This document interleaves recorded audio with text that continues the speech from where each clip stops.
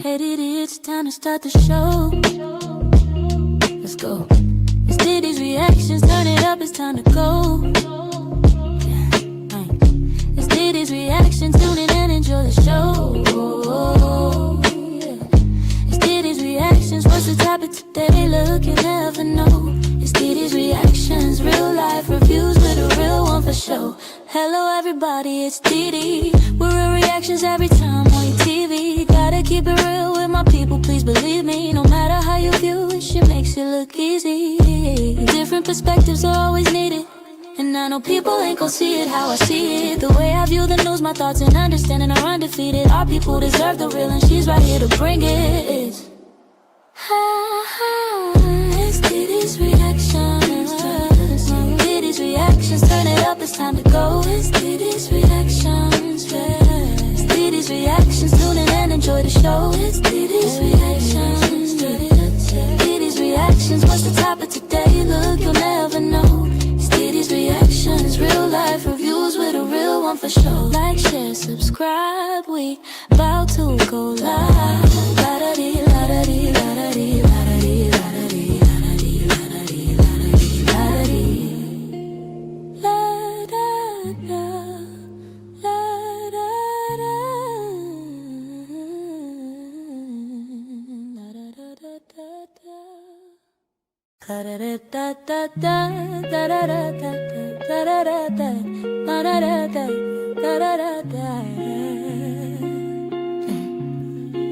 Hey DeeDee, it's time to start the show. Let's go. It's DeeDee's reactions, turn it up, it's time to go. It's DeeDee's reactions, tune in and enjoy the show. It's DeeDee's reactions, what's the topic today? Look, you never know. It's DeeDee's reactions, real life reviews with a real one for show. Hello everybody, it's DeeDee. We're real reactions every time on your TV. Gotta keep it real with my people, please believe me. No matter how you view it, shit makes it look easy.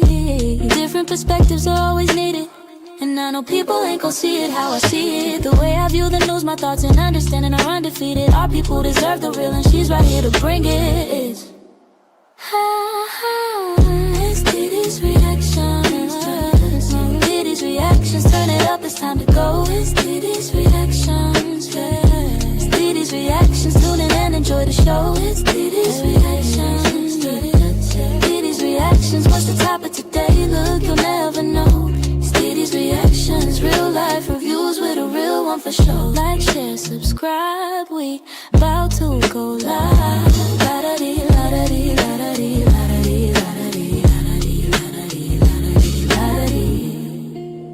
La-da-da, la-da-da-da. 'Cause it's DeeDee's reactions, DeeDee's reactions, turn it up, it's time to go. It's DeeDee's reactions. It's DeeDee's reactions, what's the topic today? Look, you'll never know. It's DeeDee's reactions, real life reviews with a real one for show. Like, share, subscribe, we about to go live. La-da-dee, la-da-dee, la-da-dee, la-da-dee, la-da-dee, la-da-dee. Hey DeeDee, it's time to start the show. Let's go. It's DeeDee's reactions, turn it up, it's time to go. It's DeeDee's reactions, tune in and enjoy the show. It's DeeDee's reactions, what's the topic today? Look, you never know. It's DeeDee's reactions, real life reviews with a real one for show. Hello everybody, it's DeeDee. We're real reactions every time on your TV. Gotta keep it real with my people, please believe me. No matter how you view it, shit makes it look easy. Different perspectives are always needed, and I know people ain't gon' see it how I see it. The way I view the news, my thoughts and understanding are undefeated. Our people deserve the real, and she's right here to bring it. It's DeeDee's reactions. DeeDee's reactions, turn it up, it's time to go. It's DeeDee's reactions. It's DeeDee's reactions, tune in and enjoy the show. It's DeeDee's reactions. DeeDee's reactions, what's the topic today? Look, you'll never know. It's DeeDee's reactions, real life reviews with a real one for show. Like, share, subscribe, we about to go live. La-da-dee, la-da-dee, la-da-dee, la-da-dee, la-da-dee, la-da-dee, la-da-dee, la-da-dee, la-da-dee. La-da-da, la-da-da.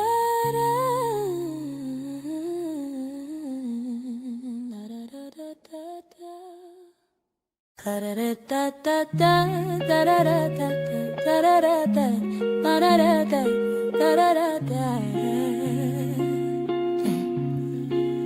Dee, it's time to start the show. Let's go. It's Diddy's reactions, turn it up, it's time to go. It's Diddy's reactions, tune in and enjoy the show. It's Diddy's reactions, what's the topic today? Look, you never know. It's Diddy's reactions, real life reviews with a real one for show.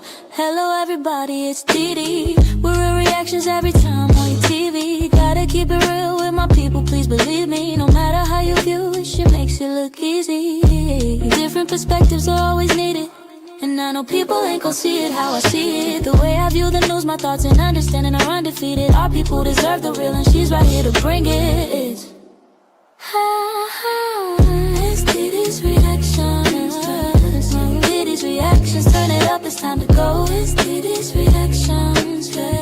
It's Diddy's reactions, tune in and enjoy the show. It's Diddy's reactions, Diddy's reactions, what's the topic today? Look, you'll never know. It's Diddy's reactions, real life reviews with a real one for sure. Like, share, subscribe, we about to go live. La-da-dee, la-da-dee, la-da-dee, la-da-dee, la-da-dee, la-da-dee, la-da-dee, la-da-dee, la-da-dee.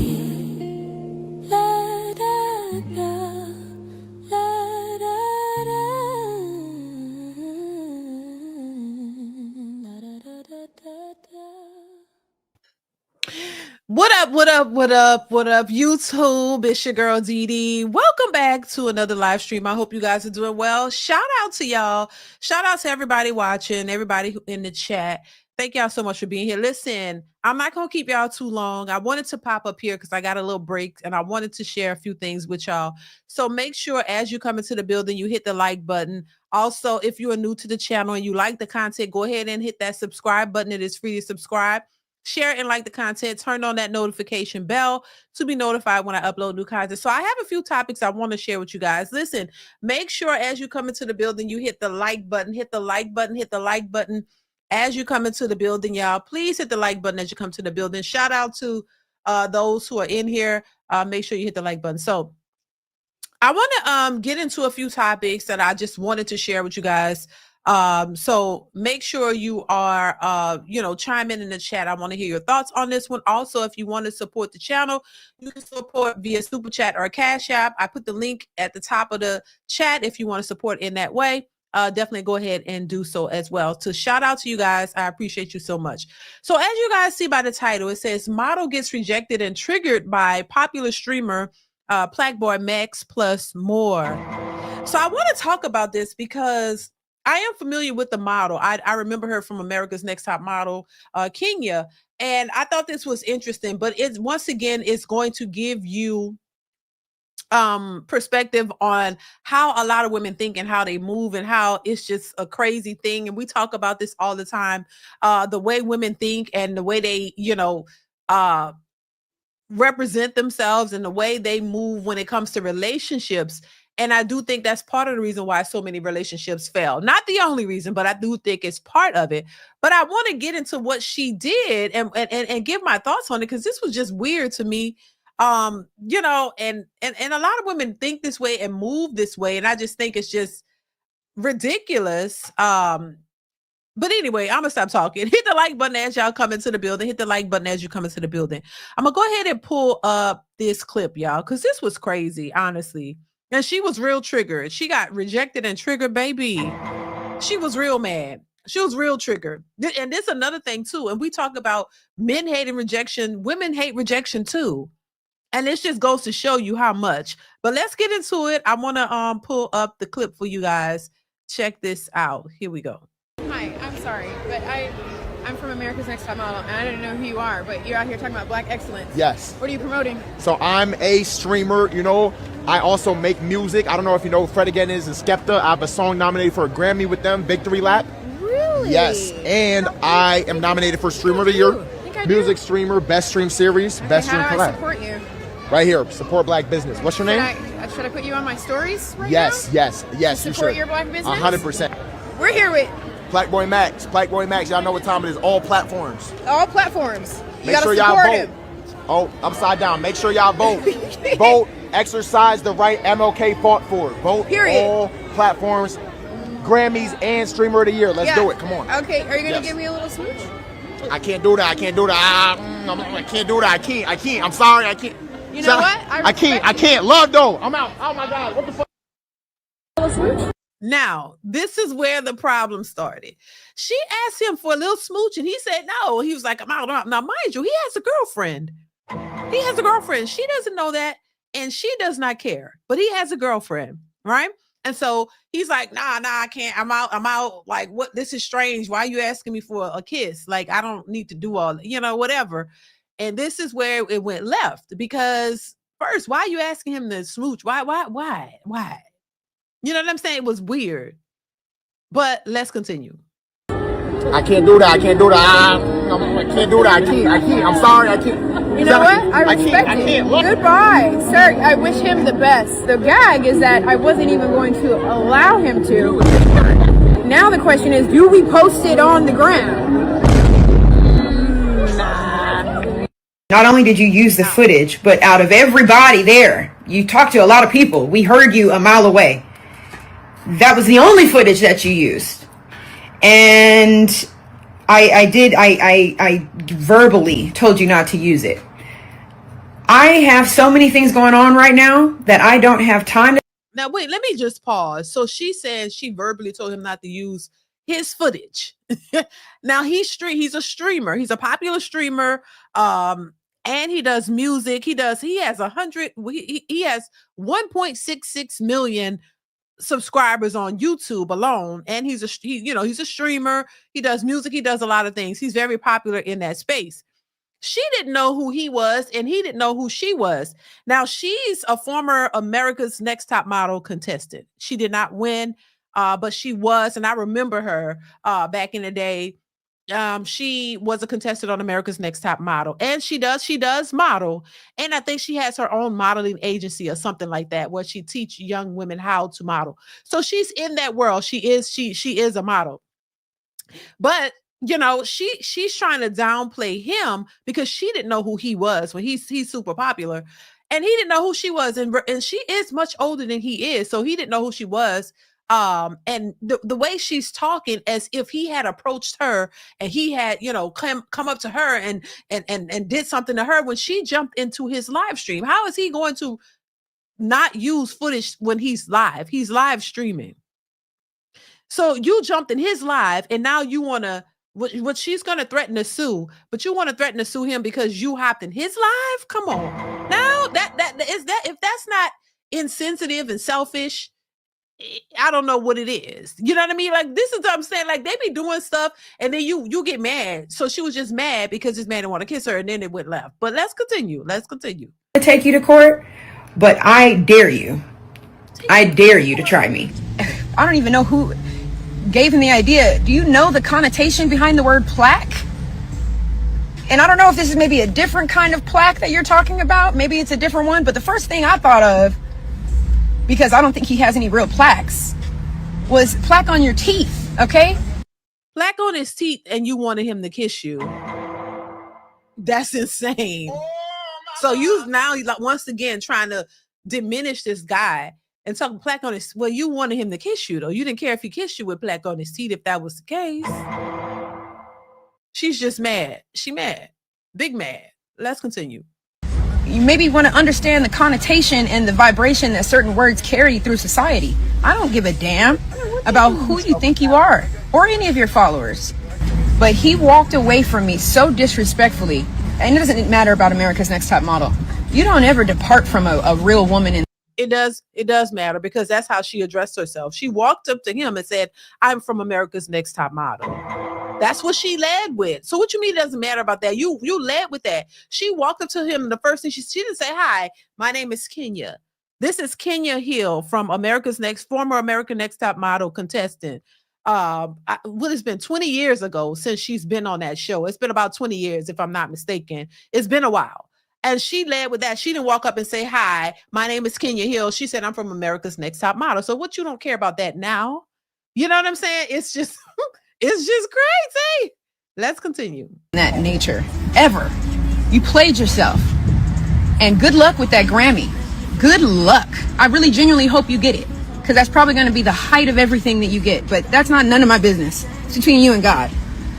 She talking about she gonna sue a nigga? I said to you guys very clearly, please don't use that footage. And I don't know what collegiate level you guys are at, if you guys went to college or whatever. Nah, I ain't go to college. Nothing to do with it. Ma'am, you went to college, right? Kenya, you went to college. Kenya, you understand that a live stream is a live stream. Right. What does the word live mean? It means live. I can't edit the live stream. The shit happen live. You asked to get the kiss on the cheek, you airball. Brick nasty. Shit not swishing. Not today. It's not your day. Oh, shit. You feel me? That's okay. Kenya, you cannot threaten me to sue you because I didn't kiss you on the cheek. You sound crazy. His little outburst. He probably don't even date black women. My girl is black. I don't have time to take you to court, but I dare you. You know, this was stupid, y'all. But once again, it's the nature of these modern combative women. That's all I have for it. He posted the whole thing on his YouTube channel. Black Boy Max. He has a huge following. He does really well. He has a girlfriend. She is black. But you know, once again, it's these educated women who, you know, they've achieved something in life and they just think that they're better than anybody. And, you know, she was not ready for that rejection. And that's just what it is, you know, and this is why I do what I do, because a lot of times, you know, you see this behavior of women all the time, and most women just accept it. Most women just be like, oh, well, you know, they don't even look at it. They you know, it's not, they don't even think twice. But I just think this behavior is just sickening. I really do. I think it's just horrible. But the very things that women do, and not all, we gotta always say all, but you know, just for the sake of YouTube or whatever, or people watching, it's not every single woman that does this, but a lot of them do. These entitled boss chicks who think that, oh, now I'm accomplished, now I gotta act a certain way. And the way she walked up to him was kind of weird to me as well. The way she walked up, what are you promoting? What are you promoting? What are you promoting? You know, like, you know, like somebody like his mama almost, like you coming up, like, you know, like you are important. Like, I don't know what, you know, he told you. And then, you know, it's just this attitude. That's the attitude that I say I do not like. It's just, it's a turn off. So she walks up to the man, you know, with this art. What are you promoting? Like, you know, like you gonna buy him out or something. I don't know. It's just weird. But, you know, already, and then she does it, cool. But then when he doesn't do what you want him to do, now all of a sudden you want to sue him. Oh my, like you could demand something and oh my God, remove that footage. That's his footage. You walked into his footage. He's live streaming. You walked into it. That's on you. Whatever you get is what you get. You know, if you didn't want yourself on film to be filmed, why did you walk into that? You get what I'm saying? And then want to feel exhort some type of, I don't know, fake energy or like control over something. Is just weird to me. You know, I liked her back in America's Next Top Model because I used to watch all of those shows. I liked her on the show, but I mean, this was just dead wrong. Like, why are you threatening to sue somebody for, you know, for doing what they do when you walked into it? And because you got mad because he didn't want to delete, he couldn't delete it. It was live footage. Because you want him to delete footage that he can't delete, first of all, because he rejected you. You don't want people to see that. He don't have to kiss you. That man got a girlfriend. Why did you even think that? You know, but this is the stuff, once again, that women do that men can't do. If a man just did that and say, oh, can you give me a kiss? Then, you know, they'll be looking sideways like, oh my God, why would you even ask that? You know, they would feel offended, but they do it all the time. You know, same way. I was just watching a clip of, who was it? Mario the singer, the R&B singer, performing on stage, and this woman literally puts her hands on this man's private parts. So he tell her, don't do that. But they feel comfortable doing that. But if you put your hands on a woman's private part, oh my God, you're going to jail. Oh my God. No questions asked. Like they gotta learn that there's boundaries that you cannot cross. The same boundaries that you don't want a man to cross with you, you shouldn't cross them with a man. So the audacity of this woman wanting to sue this man because she walked into his live and got mad because he walked off from her is just insanity to me. But once again, it's the entitlements, it's the attitudes, it's the idea that you can run stuff and you want to have your way no matter how wrong you are, no matter how out of line you are, no matter what the situation is, you just want to be in control of it all. So I just think that this was ridiculous. Then try to belittle. It's the same tactics over and over, the shame, insults, and what, the same thing, shame, insults, and guilt and guilt and what is it? Shame, insults, guilt, and the need to be right. It's the same thing. You see this happening over and over and over again. When you're wrong, oh, you got to try to shame him. I don't know what he's doing because I doubt if you don't even know anything about the guy. But you saying, he probably have plaque on his teeth and that's it. And you doubt. How could you doubt anything when you don't know anything about him? He's probably more popular than she is, because most people probably don't even know who she is, but they might know who he is. But it's just the audacity and the entitlements for me. And this is why I say that has to stop. And this is why a lot of men are turned off from women like that now. And it's usually the educated ones, the ones who have this education, or you have accomplished something in your life. You feel like you're better than everybody, that you're just so great and you could just, demand and control stuff. Like, it's just ridiculous to me. But anyway, she got humbled in a real good way. She got humbled. She got triggered. She got rejected. And she couldn't take it. And that's just all that is. And, maybe that'll teach her not to do stuff like that. Stop walking up on people thinking that you run stuff. You don't run anything. That he was doing what he was doing, and you interfered with what he was doing. And then you got mad because you asked the guy you don't know this guy from Adam. And you talking about plaque on his teeth, but you didn't care if the plaque rubbed off on your cheeks because you wanted a kiss. He didn't ask you for that, and he walked off. But you mad because he was rude in the way he walked off. He could walk off however he wants to. You don't have no control over that. And then threatening him and talking about suing him for walking off. It's just crazy. It's insane. I thought that was just crazy. But she got what she got. Now move on. Learn from it. Learn to do better. You don't control nothing that doesn't involve you. Stop thinking that people gotta, do what you want. And realize, once again, you don't control other people and what people are doing. He was minding his business. You walked up on him in his stuff, and then you got mad because you didn't like an outcome. He walked away. Well, how are you supposed to walk away? You want him to walk away? Well, how do you want him to walk away? He walked away the way he wanted to. He got away quickly, as he should, because his girlfriend could have been watching that, or he just didn't want to kiss you. You wasn't his type. He didn't like nothing about you. Oh my God. I'm just saying. Now, maybe that tactic has worked for her with other guys, but it didn't work with him. So, yeah. Right.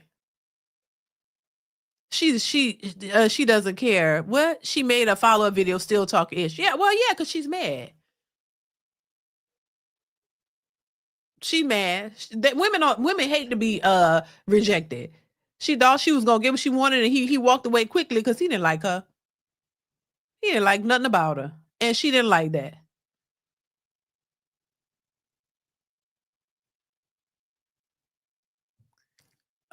Does she? Oh, Lord. Y'all crazy. Oh, my God. She's getting dragged, but she doesn't care. She just wants the publicity. Publicity for what, though? It's not going... I mean, look, all publicity ain't good publicity, in my opinion. You know what I'm saying? If they dragging you and that's it, child, that's it. They ain't care about nothing you selling or nothing else. So, I mean, it's not that beneficial. Men have to take L's all the time from women. We handled it well. Yeah, I do think so, Lorenzo Redman. I think men handle it much better than they like to make it seem. Because women walk around here too, making it seem like, oh my God, men hate rejection. Oh my God, they want to cause bodily harm to you. No, a lot of men just take that and move on. It's the women that get upset and want to sue you, want to mess up your life, want to mess up your livelihood and do all this because you just simply didn't like them. Like they the ones get butt hurt, and it really mess with them. They be screaming and hollering and mad at people all day after that because they don't like the fact that you rejected them. Women can't handle rejection at all. You know what I'm saying? They really can't. But they'll make it seem like, oh, men are the only ones that, oh my God, they'll try to unalive you and do this and do that when you tell them no, or they'll try to beat you up because you don't want to give them your phone number, but they can't handle it. They'll try to mess up your life for real. They'll try to do things that'll mess up your real life when you reject them.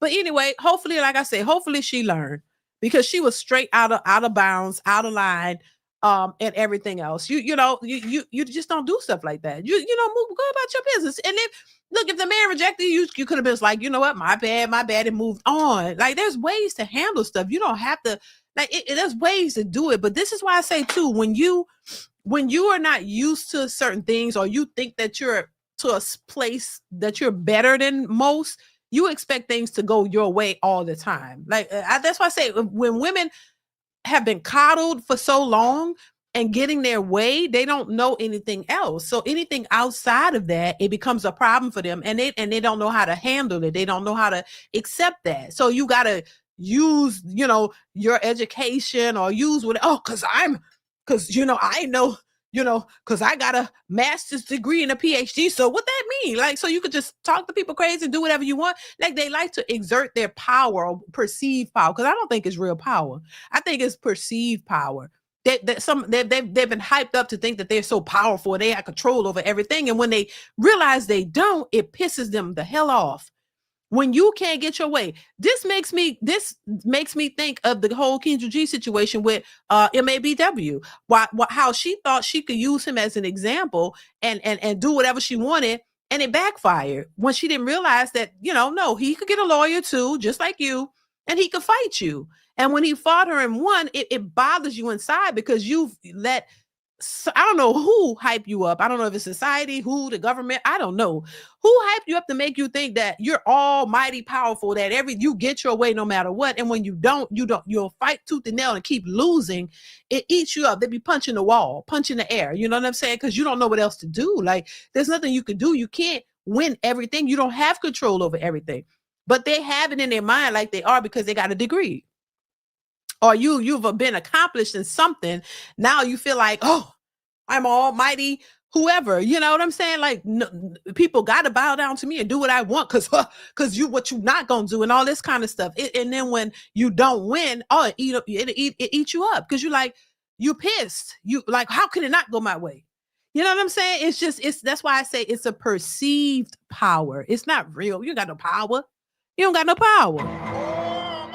It's a perceived mentality that women are all powerful, and we this, we that, we run shit. You don't be running nothing but your mouth. You ain't really running nothing. It's a perceived power that they have, and they run with it. And when they can't get their way, once again, they're mad, punching the air, confused, upset, triggered, all kinds of things. So once again, I just think this is where women need to understand. Listen, it's cool. Your education, your accomplishments, whatever you didn't like, does not make you the ruler over men or anybody else or all things. No. You know what I mean? You can't control everybody. You can't control every situation. So you got to understand that and just move on and bow out gracefully. Stop thinking that you running ish everywhere, like, because you're not. And so this was another example of this, where this woman exerted her power and she thought, oh, I don't have time to sue you. Sue for what? You walked into his stream. He didn't do you anything. You could have kept moving. And, and so it once again, this idea, because what else is making you believe that you have power? And why would you even want to try to sue somebody for something they didn't even do? You know what I mean? Like for just frivolous reasons. There was no reason to sue him whatsoever, but the threat in that is just insane to me. But anyway, once again, hopefully she's learned her lesson and she moves on. And, you know what I mean? Don't do stuff like that. Don't do it again. Don't do it again. Just keep it moving with your businesses and whatever you're doing, and live your life. Don't think that you could do, you can't just sue somebody because you mad because they didn't do what you wanted. Suing somebody because they didn't want to kiss you is insanity. Oh my God. It's crazy. It's crazy. But yeah, I thought that was interesting. I thought that story was very interesting. Listen, make sure you guys, as you come into the building, make sure you hit the like button, y'all. Please hit the like button. So I want to move on to this next story. And I thought this was interesting as well, because this is a narrative that I see as well, how a lot of modern day women hate to see when Black men actually start to make a difference. There are a lot of Black women out here who have a huge, a major disdain for Black men, to the point where they hate to see men improve themselves and do better. Because once again, if men start to really level up and do better, then they won't have anybody to push the blame on. It will automatically reflect back to them. So when some of these women see certain Black men leveling up or doing something that is positive, or doing something that will reflect on them in a positive way, a lot of these women can't stand it. So I want to get into this next clip, and I want y'all to let me know what y'all think in the comments below of it. Make sure you're hitting the like button. Make sure you're supporting you guys with a super chat, $5 at least. I know y'all can handle that, to support the channel, y'all. Make sure you're supporting in that way, super chat or cash app. Also hit the like button, will definitely support the channel as well. All right. So make sure you're supporting in that way. Let's get into this next clip, y'all. Here we go. But I don't find the quarter zip shit funny, because I also didn't find it funny a couple years ago when all those Black men put on suits and then stood around in suits. I don't understand what men in general, but especially Black men's obsession is with defining themselves by their clothing and not really actively doing any. It's not deeper than just like, well, we can put on suits. I can also put on a suit. What is the point that you're trying to make here? Like, it's like costume. Like, let's dress up as the social idea of success or productivity or decent, productive human being. I don't know. I don't even understand what y'all are trying to communicate to us. Y'all are constantly, like, essentially dressing up as white men. Like, that's kind of the underlying idea. Suits, quarter zips, like associating yourself with this, like, stereotypically white style. Hello? Do y'all not see how that's, one, offensive to you as a Black person, upholds white supremacy, but is also reductive of your, like, humanness? I don't know. It's like everything all the time with them. Nothing. Now, listen. How is this reductive, and how is it upholding white supremacy? And you just have to ignore the foolery of what these women are saying. Anything to try to dismiss something positive, as if that wig with the blonde streaks in her it's not upholding some type of degeneracy. You know what I mean? It's like being overweight, that y'all don't see that as a problem. Being fat, loud, ignorant, and ghetto, you don't see that as a problem whatsoever. But when you see young men who are deciding to make a difference, deciding to do something positive. And listen, we've had an issue with the Black image as it is. The men looked at as thugs and wearing their pants below, hanging down with the drawers hanging out and stuff like that. So, and that's the issue. And then when you see young Black men who are trying to make a difference and improve the way their self-image, and improve the way they look and present themselves as decent young men, that's met with this type of rhetoric, which is once again to me a deflection of ghetto, narrow-minded, modern, ratchet women who hate to see Black young men do something productive, because it forces change on them. See, if the Black man gets it together and start presenting himself in a productive way and doing things associated with that, it makes them look worse.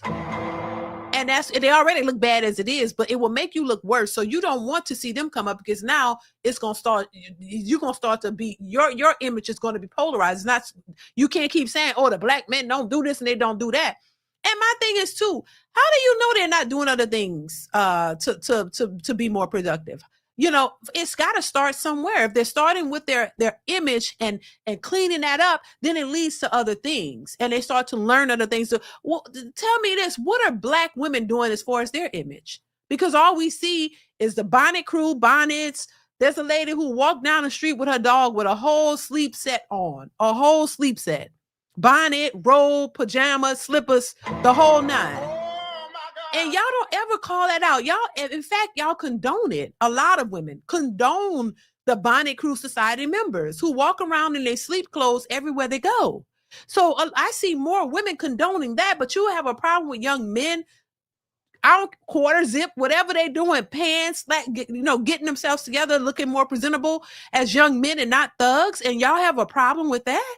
No, once again, it's projection because you're mad and you're afraid that you won't be able to keep pushing the blame onto black men, saying that they're the most horrible and they're this and they don't know how to do this and they don't know how to dress. And as long as you can pick on them, it makes you look better. But when you don't have them to pick on, when they start outshining you in several different ways, now y'all gonna look stupid.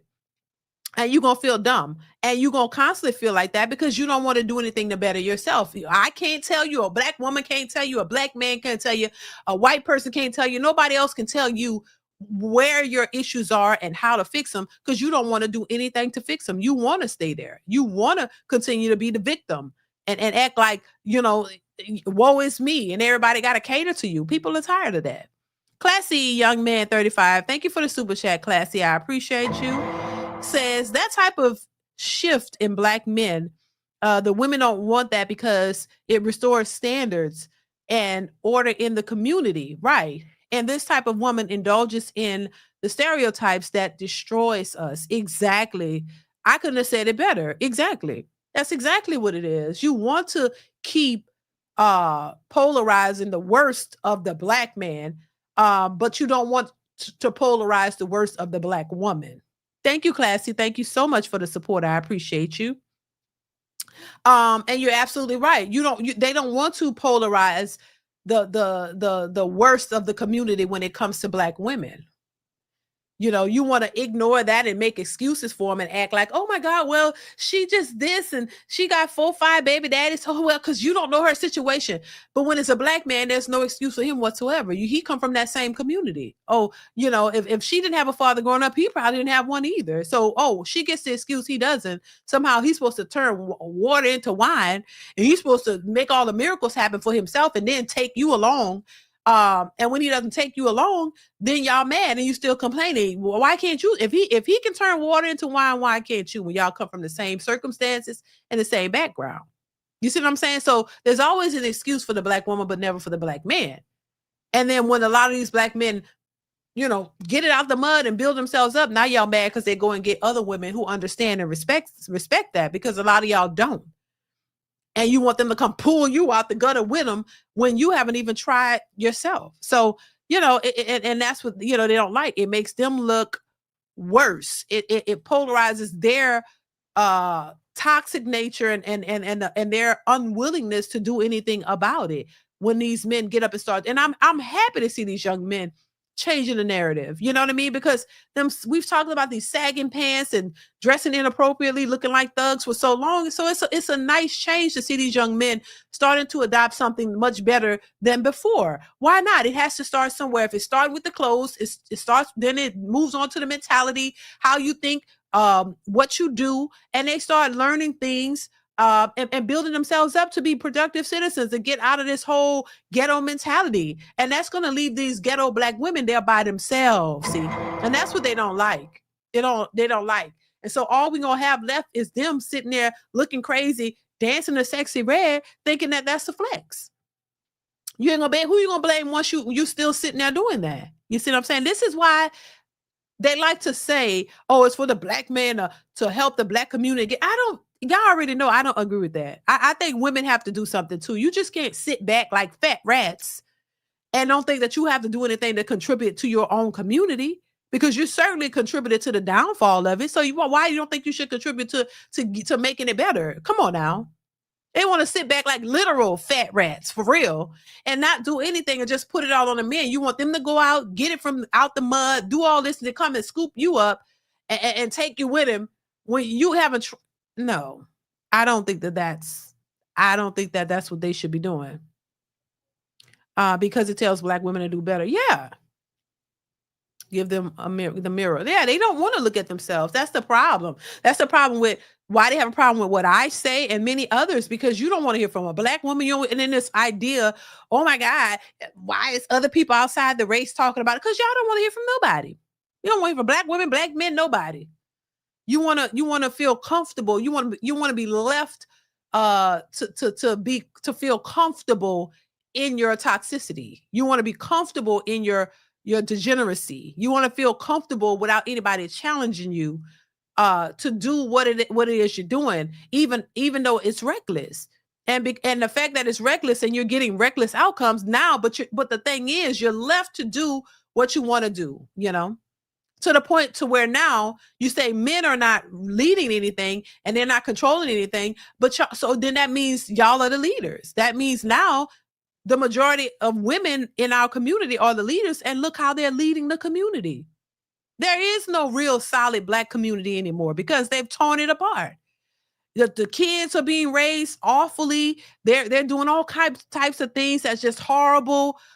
These young mothers are condoning this behavior because you're raising them. You got more of these little young feminine boys because they're raised by their mothers. They don't have fathers, and they keep thinking that it's okay to raise kids by themselves. You're leading it into the ground.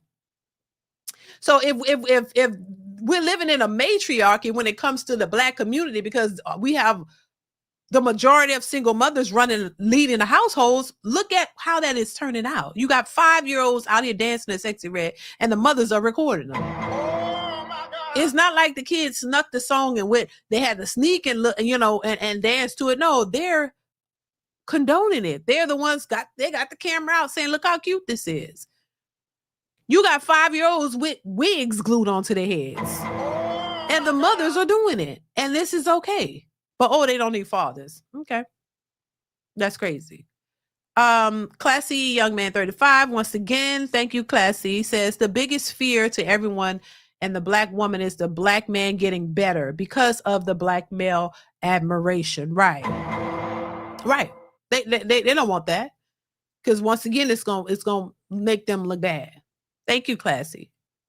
Zookeeper says, speaking of appropriate attire, I've seen the bonnet crew traveling circus wearing their house shoes to the club and out in public. Damn shame. That is Zookeeper. Thank you for the super chat. And I think it looks bad. It does. It's not a good representation of who you are. And they like to say that, but why would, come on, you could be comfortable. You don't sleep attire is not the only thing you could be comfortable in. Find some nice clothes that you're comfortable in and put your clothes on. How could you go out and present yourself like that and sleep? That's just tacky. Thank you for the super chat, Zookeeper. I appreciate you. That's tacky as hell. I don't care how you try to put it. And then you have people all over social media condoning this, talking about, well, let people wear everywhere. I can't control what you want to do, but I can definitely have an opinion on it. And it's very tacky. It is. I don't care what nobody say. That look, I don't, and then this is the thing too, y'all. This is what I don't like. When people like, well, the white, I don't give a damn what white people do. The white people go out and they do. Why are you comparing yourselves to other people? Shouldn't you have enough standards within yourself to understand what you won't do or accept? I don't give a damn if white folks wear pajamas, and I don't care. I still think it's tacky. But the thing about it is, because we don't control the media, you think they're gonna show them? You think they're gonna show the white people with the pajamas and all this stuff on? No. They're going to show us. They're going to show the worst of us. They're going to show the big fat chick with the pajamas on, the slippers, the do-rag, the bonnets. They're not going to show the white folks in droves with sleep attire on and make that look bad. No, they're not going to polarize that. So if we know that as a black community, why do we keep perpetuating this idea and making it easy for people to look at us in a negative way? Because that's how and that's not just going to affect them, that's going to affect all of us. We're all, and then when we're being scrutinized or treated funny because of that stereotype, then that's why I think is a problem. The same way I was talking about these people dining and dashing, going out and ordering food and eating and then running out. As a black person, if me and my family or me and my husband or something goes to a restaurant, I don't want to be met with, oh, I need you to pay up front. And I'm like, why? I don't want to be treated a certain way based off other people's behavior. You get what I'm saying? So that's when it becomes a big problem, because now we're all looked at as criminals. We're all looked at as bad people. We're all looked at as, oh, this is just what they do. You know, the usual suspects is what you see in these comments. If I'm not doing any of that, I certainly don't want to be treated a certain way because other people are, other people's bad behavior. And that's the trickle down effect. And I think that's why it's important to distinguish yourselves, and also to maybe try to help these people understand that this is an issue.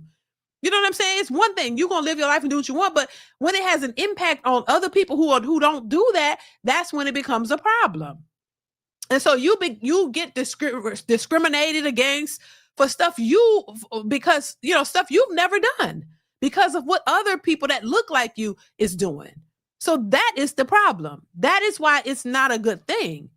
You know what I'm saying? And so, that's all I'm saying. And I just think it's just ridiculous. And I don't care who try to condone all that. It's just ridiculous. It doesn't look good at all.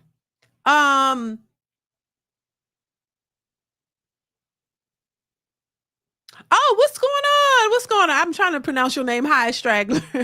I think I'm saying that right. Thank you for the super chat. I appreciate you. Salute, Dee Dee. The song's great and your content is dope. Glad I could catch you when you were live. Keep going. Thank you. I appreciate you. Thank you so much. I appreciate the love and the help. Thank you. Thank you once again. And thank you for the super chat. Successful MD says, claiming pro-black while concerned about others. Exactly. It's a turnoff. Successful MD is definitely a turnoff. Like, a lot of people claim pro-black and concerned about everybody else but your own black community, which is, weird to me. And I see that happening a lot. I just think that that's weird. You know what I mean? You're not and then some of those people are the main ones who have pushback against when you talk about things that are happening in the community, or you try to, point out things that could be better in our communities and with our people. Some of the ones who claim that they're pro-black, they push back against that. I don't understand. They don't really. That's why I don't believe. Look, I know there are some people who are pro-black, but the majority, I ain't gonna say the majority, but a lot of these people who say they're pro-black, they don't really be pro-black, in my opinion. They don't really be pro-black. They just be saying that and fronting. You don't really be trying to do nothing in your community. You really don't be trying to do nothing to help your community. A lot of times those are the ones who are just using people within their own community. So I side-eye some people who are saying they're pro-black, but then their actions don't have there's no action behind it. There's nothing you're really doing in your community to help. You're just saying that as a front. And I don't like that. To me, actions speak louder than words. If you say that's what you are, then there needs to be some action to back it up. There needs to be some evidence of you doing things that are pro-black. That's just my thoughts on that. Thank you, Successful MD. I appreciate you. 87 Stevens, thank you for the super chat, says, as a teenager in the 80s, we had gangs, but not like today. I never heard of black gangs in Alaska. Right. Thank you, 87 Stevens. I appreciate you. Exactly. But it's crazy. It's crazy, y'all. Make sure you hit the like button as you come into the building. What's going on, the World Cup Class 9? How are you? Thank you, Demetrius Jones. I appreciate you. Somebody say Dr. Umar, baby, you must was read my mind. Oh my God. Golden Grams Network. You was reading my mind. Cause I ain't gonna lie. I was thinking of Dr. Umar. I ain't gonna lie. He was one that came to my mind. You read my mind for real. That's just, I was thinking of Dr. Umar, seriously. Umar Johnson, because he's one of them, child. Always talking about pro-black and the black communities. Oh my God. But anyway, I was thinking of Umar. I ain't gonna lie to you. Yeah. I surely was. I was thinking of Umar Johnson, well, as one of them, the main one, to be honest. Yeah, that's crazy though. What I was talking about? Yeah, so goes back to the clip is, these particular women, because I'm not gonna put this on every woman, but a lot of these women who talk like that, you hate to see black men come up. You hate to see men do anything that is productive, building themselves up, getting themselves to a better place. They hate it because once again, you're not going to be able to continue to just put them down and cast them in a negative light and say that, oh my God, they're the worst of this and they're the worst. No, they're doing, a lot of men are doing better than these women. See.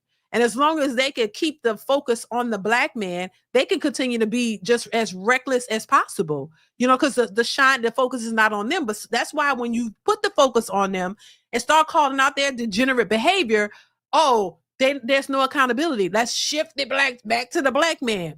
You know, no, let's focus on you so you can make some changes. There are a lot of men out here who are making changes and bettering themselves, but they don't want to acknowledge that. That's why when you see these young men dressing better, you know, putting on suits and getting their image together, oh my God, they shaking the chicks who don't like it, shaking in their boots. Well, I don't see the point. Like she said, I don't see the point. And why they're trying to dress up and what else they're doing. You don't have to worry about what they're doing. If they're working on their image, they're working on some other things. You need to be focused on yourself and work on yourself. Because a lot of these chicks ain't working on themselves. Y'all focus on the wrong things. Because you only want to dismiss and belittle what they're doing when you're not. Because if you're focused on yourself, you will go try to lose some weight. You'll try to go to the gym. You'll try to improve your image. Stop wearing clothes with holes in them and see-throughs and showing all your body. You know what I mean? You would try to improve your image as well and stop looking like a 304 and walking out here with bonnets and sleep clothes on everywhere you go. You would be, if they're doing, if men are the leaders, right? And these men are making changes that to better their appearance, why don't you follow them and start doing the same? How about that? Because they like to say black men aren't leaders. Well, they're leading in this because they're doing something to enhance their image and look better and look appropriately. So now they, you know, maybe it'll help with them being outside and the police can't just pull them over and say, oh, these thugs, because maybe it'll confuse the cops and they'll take a minute before they go over and try to just assume that these young black men are thugs just because they're black, because they don't look like a thug. It might be a little bit more difficult to profile them and put them in a category when they look like decent, upstanding young black men. It's going to be harder for you to portray them as something that they're not, because they don't look like that. So maybe that's a step in the right direction. So why don't the Bonnet Crew Society members look at that and follow that? Y'all say y'all got to follow that, because a lot of y'all need to change the way y'all look. You walking around 400 pounds with a body cat suit on with holes on the side showing all the fat coming out. Why don't you go do something to better that image? Lose some weight, dress appropriately so people won't assume that you're a 304. How about that? Follow that. Now that's something you could follow. Cause I mean, sitting here trying to put them down is not helping you. They're doing something productive. But anyway, that's my thoughts on it. D Nice 45 says, thanks for what you do, D. Thank you. I appreciate you for being here. Thank you so much for the super chat. I appreciate it. Yeah, it's crazy though. It's crazy. You walking around with Pink Book. Shout out to Pink Book Lessons. Pink Book Lessons be really tickling me when she talk about it. She's like, man, y'all walking around with this what she called the Magic City outfit on, thinking you're everything, and you want people to respect you because you're walking around like that. No, like, come on. It always have the worst things to say about men. When I'm looking at a lot of this and I'm like, hey, there's a lot that could be called out about you. And once again, it's not at all. I gotta say that. It's not all. You think that would be understood, but it's not everyone. I know a lot of good women who don't act like this, a lot of good women, who single and married actually. But it's just the ones that always want to come on social media and make it seem like they're the best thing since sliced bread and always putting men down and don't even acknowledge when the men are trying to do something positive. That's the stuff that I hate. That's the stuff that I don't like. Because y'all think y'all everything. And then when you take a closer look, child, this is why they be pointing out that you don't have no edges. This is why they be saying, God damn, look at them toes. Look like you've been walking on rocks for years. Looking like, you busted, you're big, obese and stuff. You can't breathe when you talking and stuff. It's a lot of things that men could point out about these women, but they don't. A lot of y'all don't. Because y'all actually, you actually have a soft spot for women. That's what I realized. So a lot of men don't even want to call women out on their BS. A lot of y'all are too quiet for me. You don't really like to do it because you know that you're gonna be looked at as the villain. I get it, but listen, I don't care. I just think it needs to be pointed out. If you're gonna go hard on men, then you need to be willing to accept it when it's about you. But no, they can have crusty feet, knuckles on their toes, and all kinds of stuff going on. You know what I'm saying? Hairline missing, all kinds of stuff like big wrinkles, cellulite, just all kinds of stuff. Smell bad, all kinds of things could be wrong with a woman too. But they always want to point out, I don't like men when they don't have a hairline. I don't like men when they bald. I don't like this. I don't like that. Oh, I don't like these men who get the Beijing, filling in their beards. And I hadn't heard it all. I don't like the man with a chin and a stomach and this and that. When all y'all had the same stuff. Y'all, you don't want a man that's aging. Well, you're aging too. We all gotta age. We all gotta get old. What you mean? You don't want a man who's aging when you're aging too. Just because you slap a wig on your head or you put on a ton of makeup don't mean that when you take that off, you're not aging. You got wrinkles and stuff too. That's what I'm saying. A lot be going on with these women. You grow facial hair as you get older. Hell, keep living. You get old and you start going through menopause and all that. Baby, you're going to grow a beard. You're going to grow a mustache. Hell, all kinds of stuff happen to you as you get older. So y'all, that happened to y'all. You lose your mind. You can't remember stuff. There's a lot of things that you go through as a woman, but they act like it's just men. Oh, girl, because these men, you take that wig off, you're going to look like a totally different person. The man might not even recognize you because your hair is gone. There's no hairline. Half of y'all, you talking about you don't want a bald man. Half of y'all is bald up underneath them wigs. Half of y'all is missing the half front of your head too. So come on now. But it's just funny though. It's just funny. It's like, I don't know. It's just weird to me. And it's the hypocrisy for me. You know what I mean? And women have been getting away with this for the longest, and men have been too nice. And I know why. And we talked about this before on one of these lives. I think me and Trey was talking about this, where a lot of these women, a men don't say anything because maybe in the hopes of maybe I could get something out of her. Maybe I get a little cooch or whatever. You know what I'm saying? Maybe I get a little bit. Maybe I could get some. So I ain't gonna offend her. Y'all don't want to offend these women, because you do have a soft spot, and who knows, she might give you some or something. But yeah, I don't want no woman. I'm not a lesbian, so I got a man. So I could tell you what it really is. You know what I'm saying? And the hypocrisy amongst a lot of these women. But anyway, so yeah, it's just crazy. Yeah, a lot of them look like they've been walking on sand for years. I'm just saying. White, crunched up feet, crunched up toes, and all kinds of other stuff going on. You know what I mean? That men will notice but won't say anything. And won't say anything. You know what I'm saying? Because they just don't. But a woman will drag you for filth. A woman will drag a man. She will hurt his feelings and don't care nothing about it. Will tell him everything negative about himself, and she don't care. A lot of women are very ruthless. They will drag you. Anything you got wrong, they will drag you. And they will call it out. Some of them. It's not all, but there are women out there like that. And those are the ones that always have the most high expectations for men. And those are the very ones who don't want men to call them out on their stuff. Just like that video I saw, this woman told a man, you always wear a suit. Yeah, I hope y'all probably seen it. But she said, everywhere you go, you wear a suit. And then he said, well, why do you wear a suit everywhere you go? And he said, well, why do you wear that wig everywhere you go? And she got offended. She wanted to cry. She didn't like it. Why did he had to bring that up? Why did you have to bring up that he wears a suit? He just likes suits. What's wrong with that? Then the other lady on the other Pop the Balloon, she asked that man, told that man, let me take that cap off. Let me see your hairline. He showed her, and there was nothing. She was like, oh, okay. Then he said, take that wig off. Let me see yours. And she just stood there. Because when she take that off, she might not even have the hairline she's expecting them to have. And he had his hairline intact, but I bet hers was not. Because when you wear them wigs glued down for so long, it takes your hairline. I'm just saying, what's good for the goose is good for the gander. Meaning, hey, look, you can call me out. I can call you out too. Because you're not perfect. None of us are. None of us are perfect. We all got issues. Just don't act like you don't have none. You know what I mean? Stop calling mine out and act like you don't have none, because we all do. That's all I'm saying.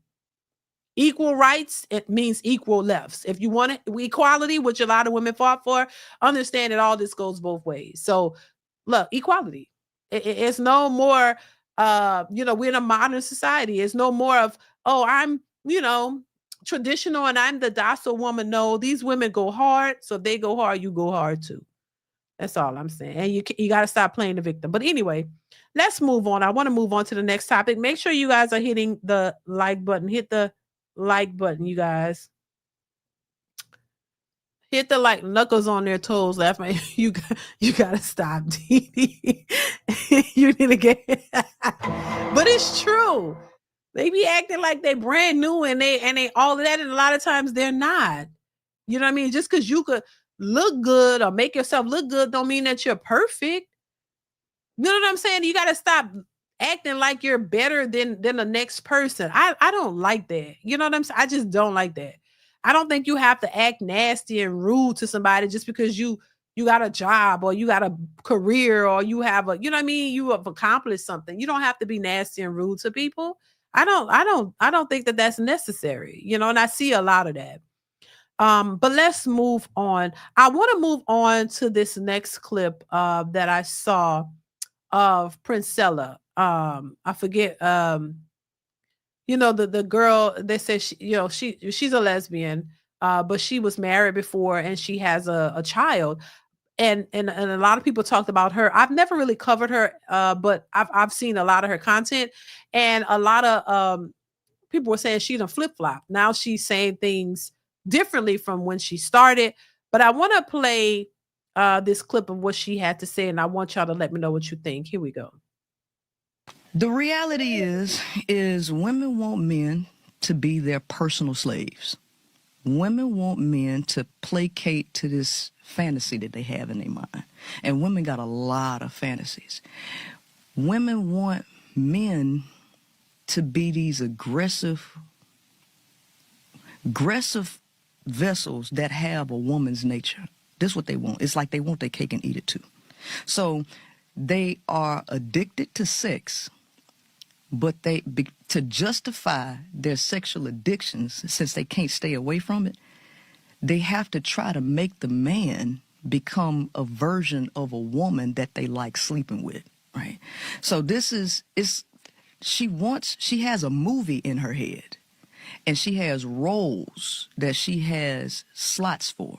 And there's a slot that she has for a romantic partner that only a man can be cast as. So she's willing to cast any kind of man and put him in this role. And if he's going to play this role, he has to do every single thing that she wants him to do. Pay the bills, keep your sexual organs only to me. I'm going to trap your eyes. You can't see no other woman in the world. You focus on me and on me only. And you give me all your money, right? And if he don't do everything that she want him to do, the relationship don't work. So what I've come to find out is men are narcissistic, but women are 1,000 times more narcissistic than men, because women want to be the center of the universe. That's true. Right? So if you find out everything that you find out about men and you're still trying to approach them the way that you approach them, ultimately the problem lies on the woman, because the male follows her. The male is a reflection of the woman. So no matter what I say about men, it's all going to circle back to what women want. And men are jumping to everything that women desire. Right? That's the problem. Listen. And I know people are saying, oh, she flip-flopped. Now she's telling the truth about women. But whatever that is what she's saying in this particular video is absolutely the truth. This is how women, this is why women complain about men in relationships. It is like a movie for them. I say like a movie, a fantasy, something that unreal. This is why these unrealistic expectations is what they're seeking, because it's unrealistic. it is like a movie in their heads, a fantasy life that they think a man should just do all these things for them just because. Like that's why it's unrealistic. It's not. And then there are some men who are trying to jump through hurdles to provide these things for the women, but it's difficult because guess what? The goalpost keeps moving. It never stops with a lot of women. What a woman wants can change at any time. This is why you have women who have been in marriages, even marriages, who have been married to good men, get up one day and say, "Oh my God, God spoke to me and told me I need to leave this relationship because it doesn't serve me anymore and I could do better." This is why I say it's very difficult to please a woman because what she wants changes.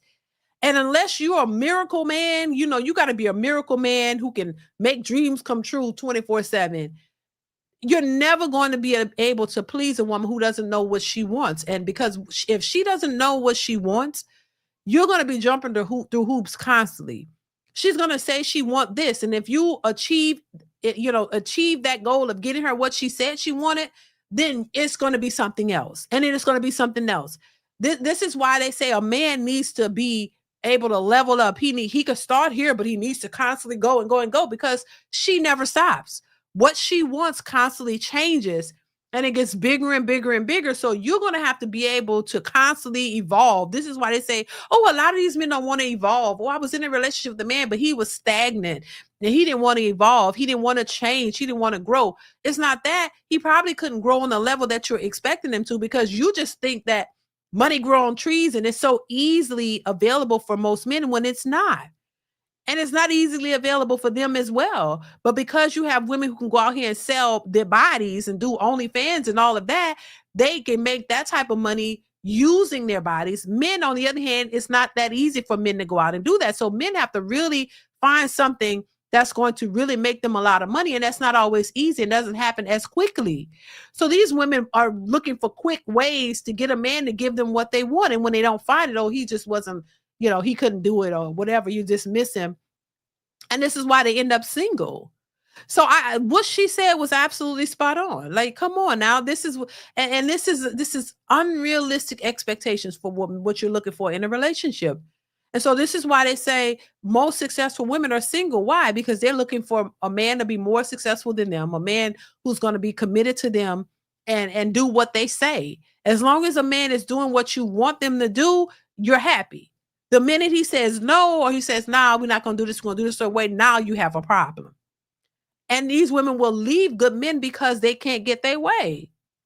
And then when they're out here by themselves and nobody else is checking for them and they end up 40, 50 years old, 60 years old by themselves, then they're looking around like, well, all the good men that, no, you had a good man. He wasn't kissing your butt to be with you. He was a good guy. He was everything that you needed, but it wasn't enough.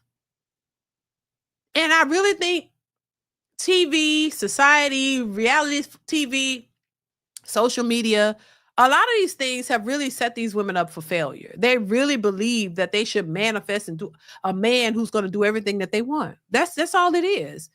It's really not about a good dude. It's about a dude who's just going to do everything that you want. And then and deep down inside, they're not really attracted to a yes man. They're not really attracted to a man you want a man to give you all this money, all these things, provide all this stuff for you. But deep down inside, something ain't right with that. Because that's why they talk about the simps and how these women don't really want the simps.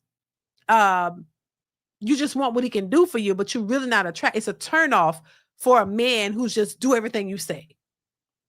This is why I say a lot of women are batshit crazy, y'all. I'm sorry. Oh my God. I'm sorry. A lot of them are batshit crazy. Dee, they answer if you follow like the Mike talk show guest. I don't know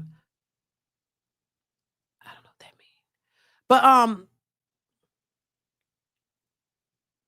what is this? Do you people when lovely was they were? I don't know what that means.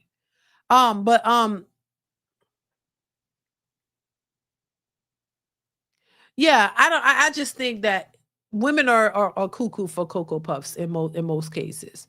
And I'm a woman saying it because I've been confused too before. I admit that as a woman, yeah, we could be confused. You know, you got to reel that in. You got to check yourself sometimes. You got to look in the mirror and say, hold up, girl, what the hell are you doing? Get it together. Especially you got a good man too. You gotta get your stuff together. I say it all the time. We are all works in progress. None of us are walking around with all the answers, and none of us are perfect. We all messed up. A lot of us come from jacked up situations, you know, messed up childhoods and stuff like that. So you think we're gonna grow up and just have it all together mentally? We got to work on ourselves. So you got to work on yourself, but you can't be in denial about the work that you need to do and the background that you've come from. So you got to be willing and understand that, hey, look, I've come from an unfortunate situation, but you know what? I want to do better. I want to work on myself. I ain't got it all together, but I'm willing to learn. But when you come into the situation like, oh, I'm perfect. I don't have to change nothing. But you, on the other hand, you got to change everything. So, baby, you got to be lucky to be with me because No, that's a bunch of BS. That's a bunch of BS. What's going on, Eugene? How are you? So I think, this idea or this notion that as a man, you have to do everything that a woman says. And the minute you tell her no one time, she ready to bounce. That ain't somebody that you need in your life. That's ridiculous. That's not somebody that you need in your life. That's going to be a headache. That's going to be a big problem. In my opinion, that's just my opinion. That's my opinion. What's going on? Sandra says they are virtue signaling about who they want while also having unrealistic expectations. Exactly. What's going on, Sandra? How are you? Exactly right. You know what I'm saying? So yeah, it's a problem. And once again, a lot of women will tell me, oh, well, you'll pick me. I say that all the time. And all you talk about is the women. Yeah, well, we got to focus on the issues of the women, especially if you want to make a difference. And especially if you're the one always complaining. That's what I say all the time. I don't hate women. I just think I see that a lot of women need a lot of changes. That's all. We all need changes. I say it all the time. So I'm not excluding one. The focus should be more on women at this point, in my opinion, because the focus has always been on the men and how they need to make changes when a lot of men have done better. A lot of men are working on themselves. A lot of men realize that they need to make changes. And they have done so, but a lot of the women still are stuck. They're still stuck in this place where they don't feel they need to make any changes. They don't feel that they need to do anything, and I think that's a problem because they actually do. You know what I mean? So that's my thoughts on that. Let's move on, you guys. I want to play another clip, of course. And this is a clip from the Whatever podcast. Listen to this. This is another thing that gets me too. So I'm just kind of go through the clips and y'all let me know what y'all think in the comments. Make sure you're hitting the like button as we move through these topics, you guys. Make sure you hit the like button. Let's hop into the next clip. Here we go. I'm sorry, but I'm from America's Next Top Model. Oh, that's the wrong one. Here we go. The guy who's obese? No. Okay, why not? I just prefer, I feel like, I know obviously I'm a little bit overweight, but I definitely want my partner to take care of themselves in that way, especially if we're getting a little bit older. When you say take care, so fit. You want the guy to be fit? Yes. Can you tell us what your cutoff is here? The 40% I wouldn't. Why not? What's wrong with the 40%? It just kind of looks unhealthy. But that's just a picture. If they looked like that and they were active, then that's a different scenario. I'm not trying to be rude. I know. Your body type equivalent is probably the 40%. Probably. Or more. I'm not denying that. I know what I look like. Right. But you know what you look like, but you want something better than what you look like. You wouldn't accept yourself. It's essentially is what she's saying. She would not accept herself, but you expect somebody else to accept you. That's pretty much what we see in the dating pool. What we see when it comes to women versus men. Men have been, a little bit more lenient when it comes to picking women. I think a lot of men have always dated down is what they would call it. But women today, no matter how, you look, no matter how obese you are, no matter what the circumstances are when it comes to women, they still want the best of the best, but they don't want to become the best that they could be. You know what I mean? You would think that, hey, if I'm a little overweight and I'm single, I wouldn't mind getting a man that's, that match me. That's a little bit, because I get it. Maybe we could work out together. Maybe we could get it together. You know what I'm saying? But then a lot of them weren't thinking like that. They're thinking, hey, I'm a woman. I'm a 10, because that's what society has told me I am. I'm a 10. No matter if I'm 500 pounds, I'm a 10. You know what I'm saying? No matter if I'm 600-pound life, girl, I'm a 10. I'm going to get me a fine, sexy man. I want Idris Elba, right? You be 600-pound life and you want Idris Elba, and that's okay. But I guarantee you, if a 600-pound life man said, he wanted some young, fine woman who's fit, people would be like, I know you lying. People be like, baby, I know you lying. That's why they talk about this whole idea of the fat slob sitting in his mama's basement eating Cheetos all on his fat stomach, sitting there. There's a depiction of that. A man in the basement, fat, sitting back with a little short shirt on with a fat stomach, eat Cheetos all day, talking about, he want Sierra, you know what I mean? Or he wants some young woman who probably wouldn't even look at him or give him the time of day. But when we turn it around and say a big 600-pound life woman who wants a fit man, and he wants the top percent, the man who makes all the money, 6 feet tall, this and that, that's not delusional. That's acceptable. Oh yeah, girl, they champion that, girl. Yeah, girl, you're supposed to want the best. You should think highly of yourself. Do not settle. But the man that you're looking for, you don't think that he would be settling for you? That's the part they don't want it. They look sideways and stare like, oh, well, you're hating. You hate women. You hate your mama all of a sudden because you're being logical and making sense. See, logic only applies to men. It doesn't apply to women. It applies to men. Oh, you could never, because she's got a bag and she's doing for herself. You couldn't possibly think that she would want you, but you could possibly all day think that a man of that caliber would look at you and not say, oh my God, that's not what I want. It's like a shock to their system when you say you don't measure up to the type of man that you want. It's like, oh, you're putting women down. No, I'm just being more realistic like you are when it comes to men. When you look at a man that is the type of man that you want, you don't think it's unrealistic or illogical to say that you can have that man, because you think that everything is 10 slices of bread. Now, you could think that about yourself.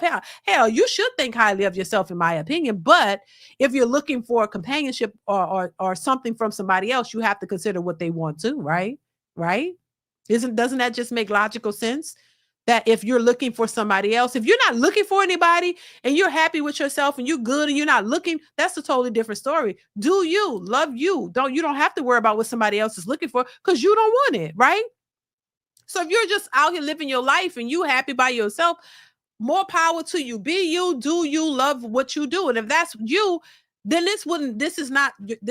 this conversation does not apply to you. But if you're saying I want a man and I want the best of the best, then don't you think he will want the best of the best? Or you assuming that he should just accept you because you have a vagina, because you're a woman, that even though he works out, he takes good care of himself, he should just come take you at 400 pounds and be happy with you? No, if that's not what he wants. Now, if he's attracted to you, hey, more power to him. But if he's not, and he wants somebody that's more in shape and he's looking for a certain looking woman or a certain type of woman, that shouldn't offend you.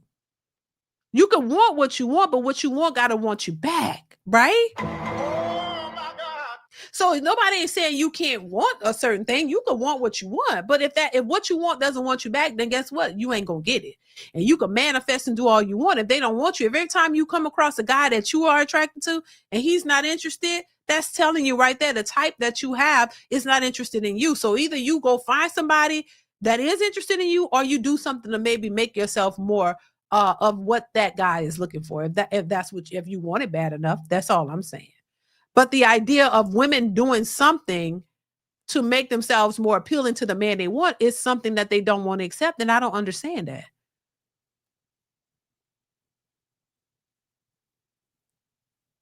Right. You want something for nothing, basically. And that doesn't make any sense. And all I'm saying is this: hey, if you know you want a certain kind of guy, figure out what it is that he wants. But we live in a society where a lot of women don't feel that they need to do anything for a man. I'm not doing anything for a man. I'm not approaching a man.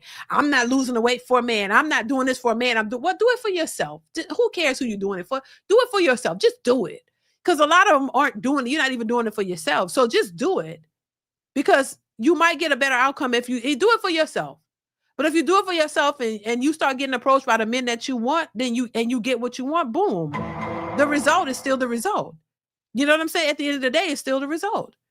But if you're not getting the result that you want and you don't want to do anything well, what are we talking about? You know? What are we talking about? Not only externally, but internally. And then that's another thing too.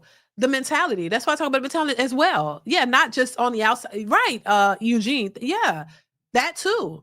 You want emotional intelligence. You want a man who got it all together. Who don't have any baggage, or what is it they say? Oh, he can't have any emotional damage and childhood traumas, but you haven't worked on yours either. But this just goes to show you a lot of women are looking for something that they don't even possess. You want all of this out of a man, and you have not even worked on yourself, not one bit, externally or internally. But you do want all this. You want a perfect man, and you're nowhere near it. And then wonder why you don't get what you want. So this is why I say, once again, a lot of women need the work. You need work, and there's nothing wrong with that. That's what I'm. That's why I don't get. I'm saying, like, it's nothing wrong with, but you got to be accountable. You can't, and or just stop crashing out. Then stop complaining. Don't complain about it. Just be happy with where you are. Just be happy with where you are. Let's move on, you guys. Hey, if a dude is, if you're gonna be with a dude, and a lot of the women said, well, it depends on what he say as far as like how I'm addressed. You're putting a man at risk. Like, yes, he could protect you, but why put him at that risk? What if dudes protected you based off how he felt? What if a dude was like, well, I'll protect you, but it depends on what you wear. So let's say you do go out with the dude, you wear what you want, you go to the club. And then, depending on what you wear, he decide whether he's going to protect you or not. Would you be okay with that? Like, if you didn't listen to him, why are you expecting him to protect you? What if he said, well, I told her not to wear that, so now this dude's running up on her. I'm just going to back off. How would you look at him? That question's for you. Like, that's putting a man at a risk. Miss, you got to defend me. I mean, like, yo, why are these men being mad aggressive about what I wear? No, I think that question is from Miss O'Drama. Honestly, well, both y'all said that. I was thinking, protect yeah, you, but I was thinking, for one, he shouldn't have to protect me in the first place because he shouldn't be put in a position from other men. Why it got to be a risk? Because it wouldn't be a risk if y'all wouldn't. But let me talk. It wouldn't be a risk if it wouldn't be a risk. Hey, let her caller. Let her finish. Let her finish, and then you can respond. It wouldn't be a risk if men knew how to approach women. So he wouldn't have to protect me if y'all knew how to approach women and wouldn't make women feel uncomfortable in other spaces, if you understand what I'm saying. So it's not putting my man at risk. Don't approach me if it's that. Yeah, but what she's failing to realize is this: you can't control other men. You can't control what other people are going to do. I think, and I've heard this conversation many times, and it's always the same mentality. A lot of women feel like, oh, well, if men could just control themselves and men wouldn't just do this, we shouldn't have to worry about this. Well, that in a perfect world, and I think they're going to bring that up, you're trying to say what all men should do, and they all should be respectable, and they all should know how to carry themselves. Yeah, in a perfect world, women should know how to carry themselves too. Women should know how to, in a perfect world, women should dress appropriately and carry themselves respectable, and men should do the same. But we live in a society where that just doesn't happen, and you have no control over what somebody else is going to do. The only thing that you have control over is yourself.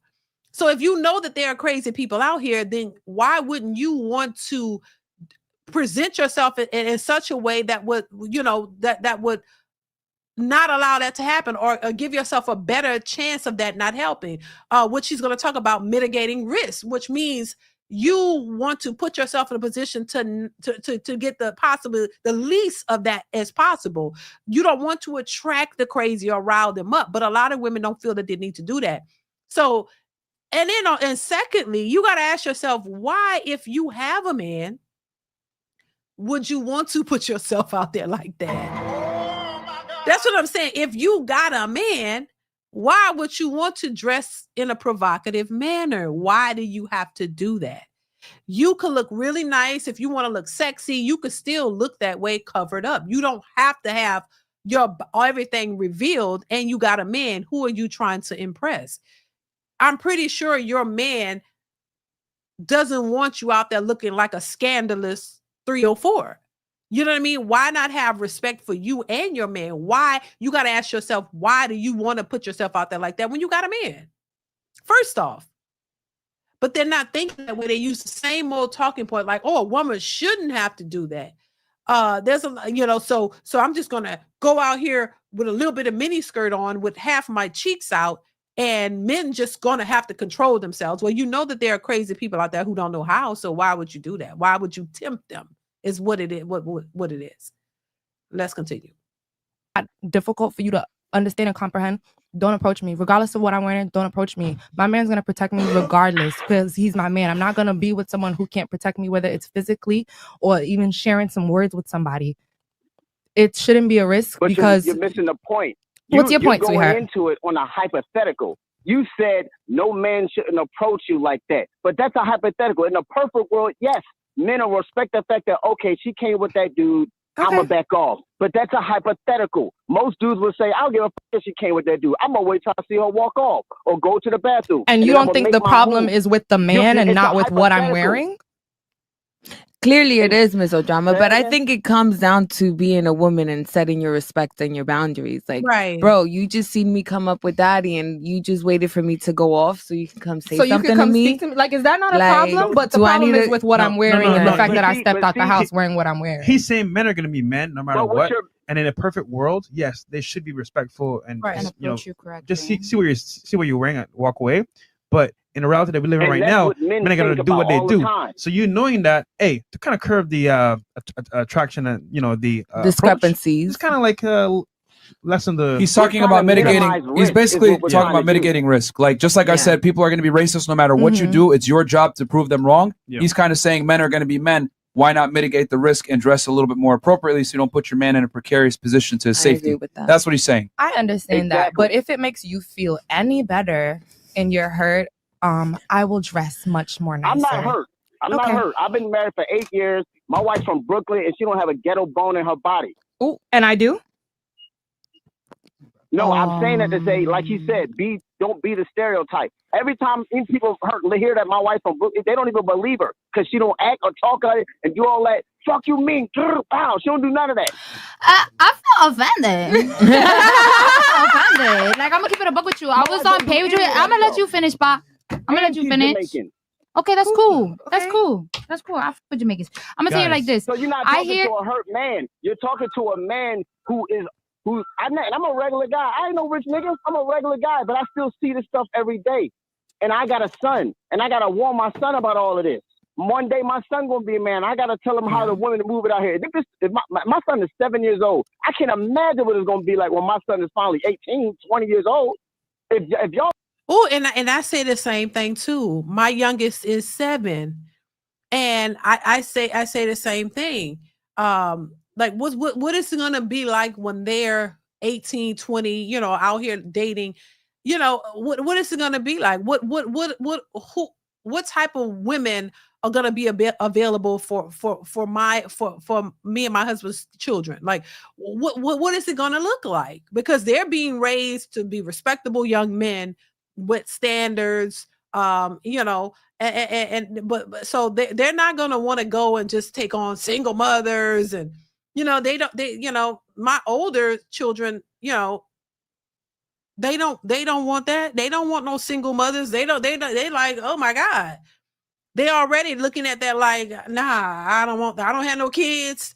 You know, my children don't, my grown children don't have kids. So they don't want a woman with kids. They want to be married one day. They want to make their own family. So they already, you know, looking at that and like, wait a minute, everybody they come across got kids. And or two, you know, more than one. And it's like, they like, oh no, I ain't trying to take on her and her kids. You know, they already think like that. So Jesus Lord. So if they're already running into that, it's like, what is it going to look like? You know, when my 7-year-old is 20, like what are they going to have to choose from? So I get what he's saying. And I think once again, it goes back to the mentality. A lot of these women just want to do what they want to do. And they're not thinking about this. That caller is a married man. He's married to he got a wife. And he's right about the stereotypes. This is what people think certain women, especially when it comes to Black women, that all Black women are, we already experienced that idea that Black women are all just loud and ghetto and ratchet. And that's not all of us. All of us don't act that way, but that's what's being portrayed. So yeah, you know, people already have a preconceived notion about what we are, how we move, and what we do. They already think that that's what you are, you know? And so, yeah. And I mean, why get offended by it instead of getting offended, just pay attention and try to do better. You know, they're always pushing men to do better. Why we can't push women to do better? Just saying. Let's continue. Like, if women are like this in 2022 now, I can't even imagine how it's going to be later. I get what you were saying with your question that was directed towards me. My stance still stands in I'm aware what I want to wear, but I also do feel like I'm not going to put my man in any extraneous predicament, if that better answers your question. Because at the end of the day, if you're going to wear what you're going to wear, then you are. Do you know what's in my closet? I'm gonna be honest. If I'm your man, if I can't even get you to do that little thing, like just change how you wear, why would I cuff you and marry you? Like, wait, why are you with me in the first place, baby boy? You're not listening. You're not listening. Me, I go wear what I want to wear. You understand? If you don't like it, don't bother with me. If you don't like it, don't bother with me. Me don't talk. I can't get you to do the small. And as a man, if I can't get you to do the small things, like just put on something different, why in the world would a man take you seriously and try to give you big assignments? You can't even do small. I have a question though, because there's levels to like it. I really do believe there's levels to this. Like I can be very, very sexy and I attract a lot of attention, not to toot my horn. I don't try. It just happens. And if you are my man and you're like, okay, just send me a wear bra, like damn puppy, but they're not showing and I want to be loose. Like listen, talking about there's level, that's bullshit. Ain't no levels to you dressing appropriately. What levels it is to it? No, just the only level there is the fact that you want to wear something scandalous. You want to wear your tits out. You want to wear your booty out. That's just what it is. Ain't no levels to this shit. You want to dress what you want other men to still look at you and say, ooh, she fine. You want attention from other men. That's just what it is. I'm so tired of this level shit. Everything level. Ain't no levels to none of this. It's very simple. It's quite simple. You want attention from other men. And women like attention. That's just what it is. Women like attention. But I mean, levels to what? You want to wear your TNA out. That's just it. That's why at the end of the day, they're like, well, I'm going to wear what I want to wear. Well, that's what you want to wear. You want attention.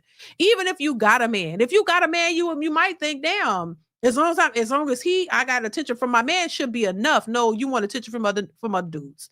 That's just what it is. Ain't no levels to this. It's not rocket science. You want to wear your titties out. You want to wear your ass out. You want attention from other men. That's just what it is. Even when you got one. So if you got a woman that's supposed to be your woman and you got to argue with her about her covering up, she for the streets. She wants somebody else. Because there's no other reasoning behind it. Now, if you met her and she was wearing her body out, and that's just how you went with her anyway, and she did, you can't expect now somebody who's already wearing TNA out all the time. Every time you seen them, everywhere y'all went, when y'all was first dating, that's just how she dressed. Don't expect her to change. That's another thing too. Now I gotta say that. Don't expect her to change. She's still probably out here trying to be for the streets. you forcing yourself on her. If she was wearing it out when you met her and everywhere y'all went, that's how she dressed. You can't up and expect to think that she's gonna just change that. Now that's who she is. She just like that. So either you're gonna accept it or not. You can't just people aren't gonna just change. Now, this is how you know if that's something that you can't accept and you don't want her, then that ain't the woman for you. Because she's not gonna change now. But if she was covered up when you met her, and she used that to get you, and then all of a sudden now she want to wear everything out, that's a problem. That's a problem. That's a problem. Yeah. Let's continue. Your balls are loose, like can you just, like okay, let me see.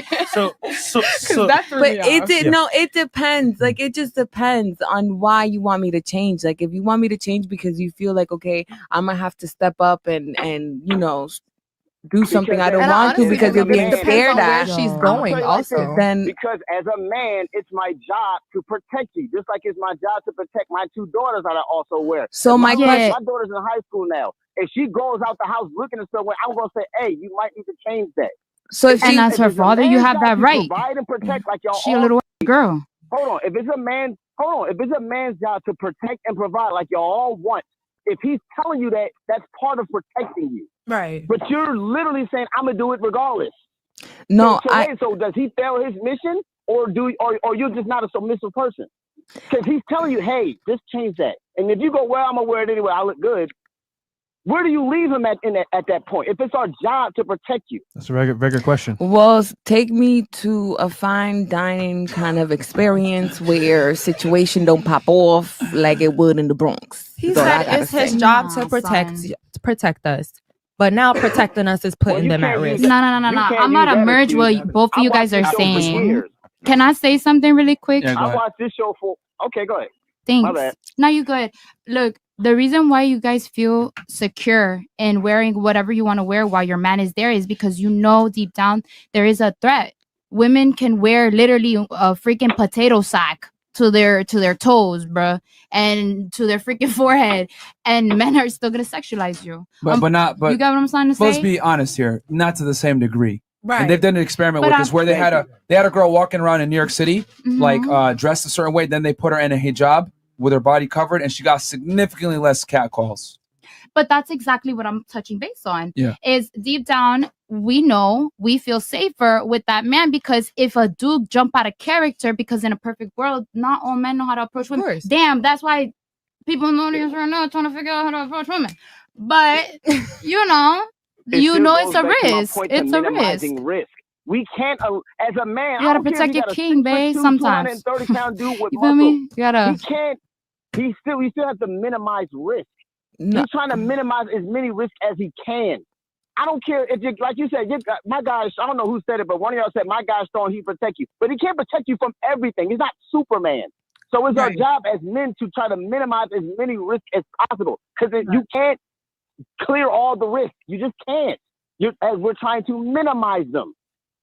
Right. And then you got to also think you're not always with your man. So if you're deciding to go out with your girlfriends or go somewhere and you're dressed inappropriately or provocatively, then what? Then he's not that he can't be with you everywhere you go. So now you got to learn to defend yourself, or you're putting yourself at risk, because now you don't know, some crazy person may feel they could run up on you or do whatever.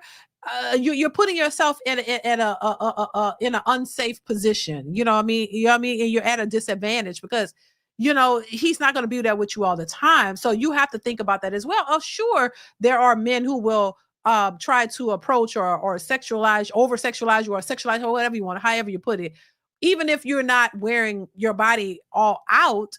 But once again, you're lessening that chance if you're covered up, because if you're wearing little bitty clothes and things are showing, then you're inviting that negative attention. What we consider, what some will consider negative attention, but at the same time, women like attention, so they'll take it however they can get it. But if you're saying you don't want that type of attention, why would you give yourself more chances of getting that type of attention? Why, if you don't want that, if you don't want men approaching you or catcalling or doing all that, why would you wear things or do things to invite that type of that behavior? Because that's what you're doing. So if you don't want it and you want less of that, then you would rather cover up. You see what I'm saying? But because women like attention, if they're going to be honest about it, you don't want to cover up because you want some type of attention. That's the real truth. You want that. You want attention. You just don't want it in a negative way. But then you cannot gauge who's going to go overboard, who's going to take it too far. You can't gauge that. You can't gauge somebody else is crazy. You know what I'm saying? So if you don't want it at all, then you don't have a problem covering up. If you want attention, then that's why you put it on display. Just saying. Let's continue. I have a question. So for a woman is us trying to minimize risk. Okay. And this is why we always say stop looking at the exception and look at the rule. The rule is men gonna be men, but we're trying to minimize the pool. Maybe if 200 dudes grope on you today, maybe we can get it down to 20. That's our point. That's what we're trying to do. I don't want it to be much. But yeah, like I feel like why is it our responsibilities as women to do that for you guys? Why can't you guys just collectively do that for your own? Like, okay, let's just excuse me, puppy. Let me finish, please. Let her finish real quick, bro. Thank you. And then you can respond to it. Like, and then after this, we're gonna move on to the next caller. Right. If I wear my nipples out, I get the same attention if I don't. So not really. Thank you. I mean, but I really do though, because I was peer pressured into wearing lingerie once to a club, and I did, and it was just the same disgustingness. But and like my question is like, why? Like, let's say a little black dress is gonna attract to me all this attention, then why do I have to like constrict my creativity and how I want to self-express just because? For your safety. Yeah, because not just for your man's safety, but for your own. Because if you don't feel safe where we're at, then puppy, like the Hamptons is where it's at. Like, I don't know where this rich neighborhood at. Take me there. But I'm not saying you have to do that. I'm saying you have to do that once you decide you're going to be with a man. When you're free and single, wear whatever the hell you want. But your responsibility to the man is to acquiesce to his request, and in turn, he protects you. But the problem is, y'all want to still be young and free and wild and get protection. Well, don't date young and free and wild chicks, puppy. Wear what you want. Have your nipples out. But when you with that guy and he's saying, "Hey, put on a bra. Hey, maybe don't wear such a low crop top." If you want him to provide and protect you, it's the woman's job to at least be submissive to him. You can't be young and free and have a guy and do what you want and want him to protect you. Does that make sense to you guys? Hey, man. Yeah, Yeah, it make a lot of sense, but they don't want it because you want the attention. You low-key want the attention from the men. It validates your feelings of you being a bad bee. You know what I'm saying? That's the truth of the matter is. So this is why when these topics come up about, and shout out to Fresh and Fit, the reason why women have a lot of pushback when it comes to these conversations, well, these certain women, is because you don't want to present yourself in such a way that gets you less attention, because that attention that these women get, it's a validation to them. It's validation to them. A lot of women are very insecure about themselves. And then you hear them say it when they want to say it, and how, when they were younger, they were teased, and they were told they were fat, or they were they were teased about their bodies, and they didn't have a lot of confidence. They thought they were ugly, and then when they have a little glow up and they get some wigs and makeup or whatever, or they get their bodies together, now they want to show it off. So now you want to show off your body. You didn't get this attention younger in life, so now you got this newfound life where you can look a certain way and you can get attention. So why would you not present yourself a certain way that's getting you the attention that you never got before? So if women would be honest, a lot of women, they crave that attention. It's like it's validating to them. It makes them feel better about themselves. So you want that attention. So you meet a guy that you get into a relationship with, and he tells you, "Hey, I don't think you should wear that. That's a little too revealing," whatever. You feel like he's trying to control you, and you don't want control, because now you go back to that that younger version of yourself where you didn't get attention or somebody tried to control us, whatever. It's a mental thing.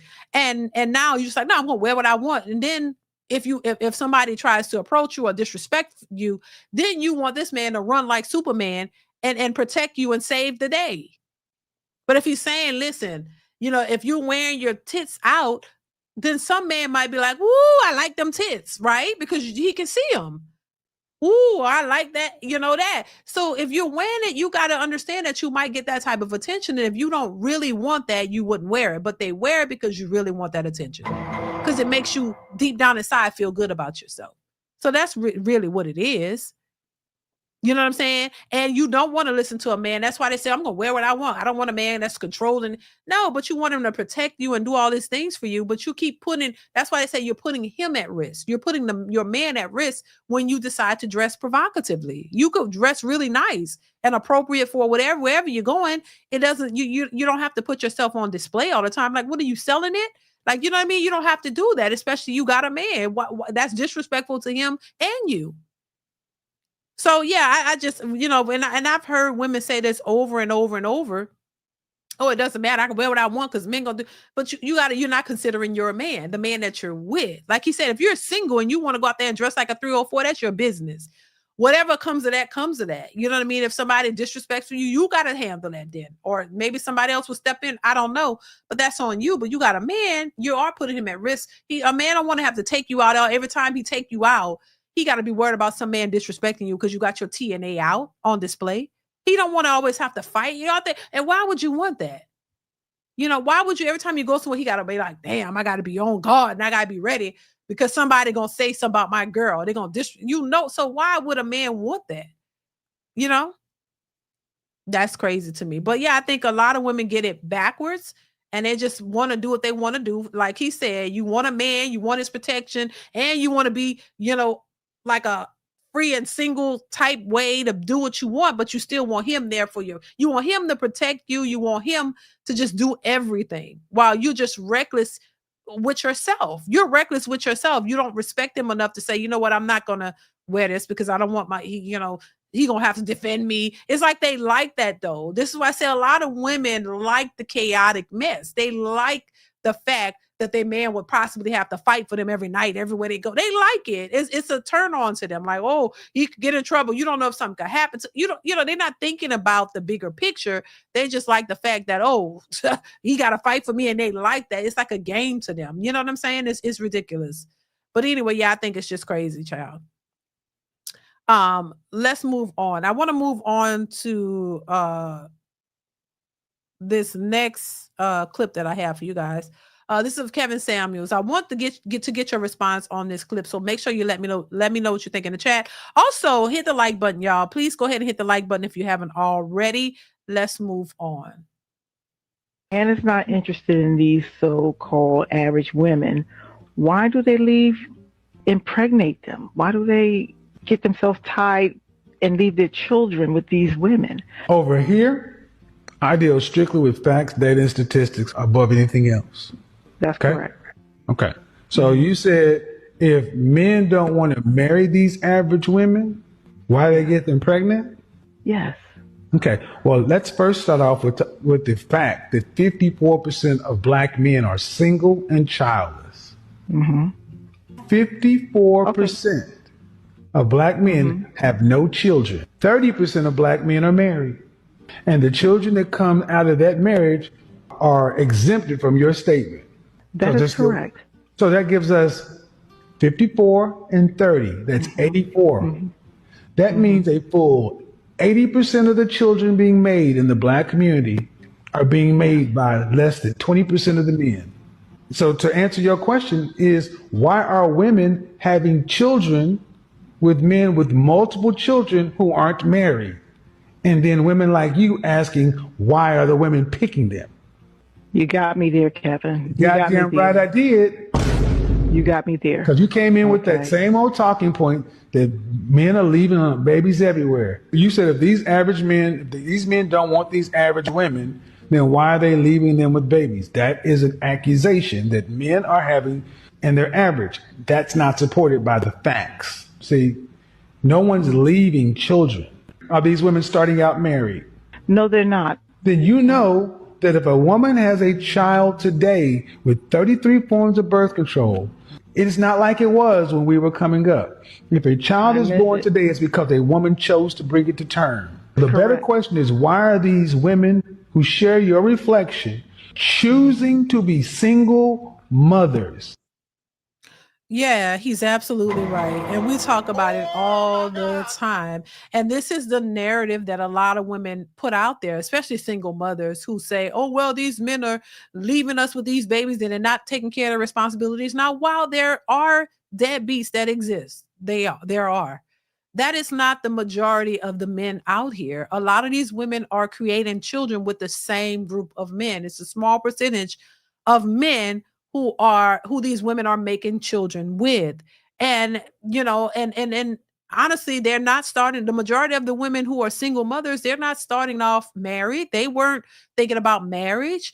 That wasn't even a part of their thought process. A lot of these women are just, having a good time with a man that they was attracted to, and they get pregnant by these guys, and they're both irresponsible. These men, both of y'all were irresponsible in creating this life, because neither one of you were thinking about stable households with this person, and I want to marry this person, and I want to be with them and build a real life or family with. If you're going to call anybody responsible, I would say both are irresponsible. If you're going to say, oh, he was irresponsible, she was too. That you're both making irresponsible decisions or choices.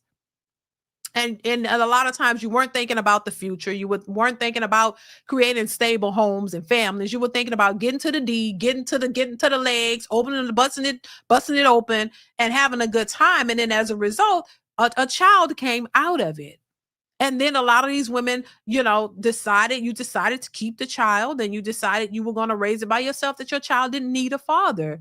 I've watched it happen and grew up in it, where the people around me their mothers were single mothers, and they became single mothers as well. And a lot of them said the same talking point. Oh, I don't need a father for my kid. I could raise the kid by myself. My mother did it. My auntie did it. This one did it. And you can do it too. Your child don't need a father. But they don't realize the bigger picture and why these children absolutely needed fathers. And it is almost used as a justification to say, hey, I can raise my child by myself. They don't need a father, not thinking about how this is going to negatively affect your child and the deficits that they're going to have, until you get to that point where you have these sons and these daughters who are acting out as teenagers and they start doing crazy stuff. And then you want to turn them over to the police, to the system, because you can't handle it by yourself. So then when you really finally realize that, wow, yes, they need some type of guidance, they need two parents, it's too late. And so, yeah, this idea that all of these men are just walking away and they're just not wanting to be a part of their children's lives is ludicrous, because that is not actually the case. I said this before, a lot of these women don't even know who the father of their children are. You don't even know who the fathers are, because you're out here dipping it and doing it with Ricky, Bobby, Ronnie, Mike, and Pookie, Ray, and Charleston, and White, and, Diego, and Carmen, and all of these people. You're dipping into doing it with everybody, and then you end up pregnant, and you don't know who the child's father is. But then you go out here and lie and start, oh, well, the father didn't want to be in the life. Lie to the children too. Tell them your father was a deadbeat. He didn't want to be in your life, so I had to do everything by myself, when you don't even know who the father of the child is. But you don't want to tell the child that because it makes you look bad, but it's the reality of what it is. A lot of times these people are having fun. Everybody's trying to get to the D. Everybody's trying to just have fun. You're not thinking about the future. This is what, have your fun in your 20s. That's what that means. Go to college, take care of yourself. Don't look for a man to take care of you. Don't depend on the man. So go out and sleep with him though. Go bust it open for him. Have kids for him. But don't depend on them to take care of you, or don't depend on them for anything. You're supposed to depend on yourself. And now a lot of these women are in the position to where they got to take care of themselves, and you got to do for you and yours. And now you don't like it. Now you looking for a man. Now you're doing the opposite of what you were instructed to do years later. Now you're looking for a man to come in and take care of you and your kids and do the most, when initially that's not what you wanted. That's why you're in the position that you're in now. Because you chose yourself. You chose to go out and have children with men who you weren't married to or in a relationship with. And now you're left holding the bag, but that's what you were instructed to do. And now you got to live with the consequences of those choices. That's just that. It's nobody else's fault. Because you certainly could have closed your legs. You certainly could have looked for a companionship or a husband, somebody that was going to be responsible, a responsible person who actually wanted a family and wanted to have a stable family with you. No, it was all about having fun. Once again, that's what y'all were instructed to do by your mothers and your grandmothers and all your people in your family, the women in your family. The women in your family are the ones who told you that this is what you should be doing. And now you're looking around saying, wait, I don't have nobody. They didn't tell you to look for husbands. They didn't tell you to not go out here and get pregnant without marriage. They told you go have your fun in your 20s and don't depend on no man. And that's exactly what they did. Now we're seeing the consequences of those actions. That's just it. That's just that. But they don't like it. Once again, you don't like it. It's not what you thought it would be. You thought that, oh, you could have all your fun, make the babies. And then when you hit 35, 40, oh, a man is going to be waiting to marry you and take you seriously and pay all your bills. No, that's not how that goes. But see, once again, they were sold this idea that this is what you should do, but they were never told the consequences of those actions and those choices. And now they're realizing it. But instead of accepting that and saying, damn, we were given the wrong information. Damn, this is not looking good. No, just, oh, ain't no good men out here. All of them, oh, these ain't the men like yesterday. Yeah, because they don't want to take on you and your tribe. They don't want to be no stepdads. They want their own kids. This is something y'all didn't think about when you were given that information. But the men said, no, I want to, I don't. And this is the problem with putting all men in that category, because that's not the thought process of all men. You're dealing with a small group of men who are all just out here Pookie and Ray-Raying it up with you, and you like that. But the other group of men are productive and saying and getting their lives together to prepare for a family, for a wife. But y'all don't see that because y'all only dealing with this small group of men who all think the same. And the other half is like, nah, I'm not making babies out of wedlock. No, I don't want to take on somebody else's kids. I want my own, and I want a wife. But you didn't see those because you're only dealing with that small group of men. The small group of irresponsible ones. So the other group is the more, the upstanding ones who did it the right way. Now you want them after the fact. Now they the afterthought after you done mess with all the Pookie and Ray Rays, the irresponsible ones. Now you want the responsible ones to come and take on you and all of your baggage. And they're saying, oh, no, ma'am, I never wanted to do that. I never wanted to take on single mothers. I never know. I want my own kids. I want my wife, and I want my family, my seed, not somebody else's. And now it's shocking to these women because these men don't want to come and take on you and all of your baggage. Baby, it's a wake-up call. That's all. That's it. They don't want husbands. Too much discipline, order, and sacrifice comes with that. That's a fact. They don't. They say they do, but they really don't. That's the truth. I thought that was interesting, but this is what we see a lot of. We see a lot of women complaining about men, but it's because they don't want to take on you and your behavior, your baggage, and all of that. And these are men, that they believe that they qualify for, but you really don't, because these men aren't checking for you. Let's move on. I got one more clip I want to share. Successful MD, thank you for the super chat, says they want good men to recycle, fortify trash. Right. And these men are not trying to do that. Now, I wouldn't want my sons to do it. You know what I'm saying? It's like, no, that's not. No. So yeah, you at least if you've already made your choices, you can't change it. At least start telling the next generation that they shouldn't be doing that. But they're still perpetuating the same idea, even though they're not getting the outcomes that they thought they would. It's ridiculous. This is why I say women keep women single, and you want women to go through the same hardships you went through. You don't want the next generation of young women to do better. You want them to do the same, to fall into the same trap you fell into, which is selfish. It's selfish mentality. Thank you, Successful MD. I appreciate you. Make sure you guys are hitting the like button. Please hit the like button. We're almost ready to wrap this up. So make sure you guys are hitting the like button. They want sponsors, not husbands. Exactly, Lorenzo. Exactly. Let's move on. Here we go. Hello? Hey. You ready to be a guest, boo? Yes. Okay, don't have your head cut off. Wait, hold on. Andrew G Singles, the dating app, is available now on iPhones and Android phones. What's your name, baby? Brianna. Brianna, where you calling me from? From North Carolina. North Carolina. How old are you? You said how old am I? Yes. I'm 35. I'll be 36 on the 17th. Happy birthday on the way. So you are this Scorpio? Scorpio. Scorpio season. Big Scorpio. Big Scorpio. Brianna, North Carolina, 35 Scorpio. You have any kids, boo? 2 kids, 16-year-old, 11-year-old, 2 girls, same dad. Oh, you already know the questions. You ever been married? Never married. Okay. Wipe your screen. They're saying wipe your screen. Okay. So Brianna, North Carolina, 35 Scorpio. What do you do for a living? I work for the Postal Service. Postal Service. All right, Brianna, North Carolina, Postal Service, 35, Scorpio, 2 kids, same dad. What kind of man you looking for, girl? As far as like physical, I'm looking for like somebody I am 5'9.5", so I'm looking for somebody that's like 6'1", 6'2", dark skin, handsome. But then as far as anything else, just somebody that's like cool, they, vibe with me, positive. I prefer you come with kids, or if you don't want kids, that's cool because I don't want no more.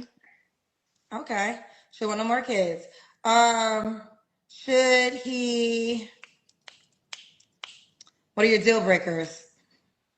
Deal breakers, like just keep it real with me. So I don't want nobody that's a liar, somebody that's a cheater, just somebody that's like negative and just like bring me down. Like I said, I'm a positive person, so I'm looking for somebody that can match my vibe, basically.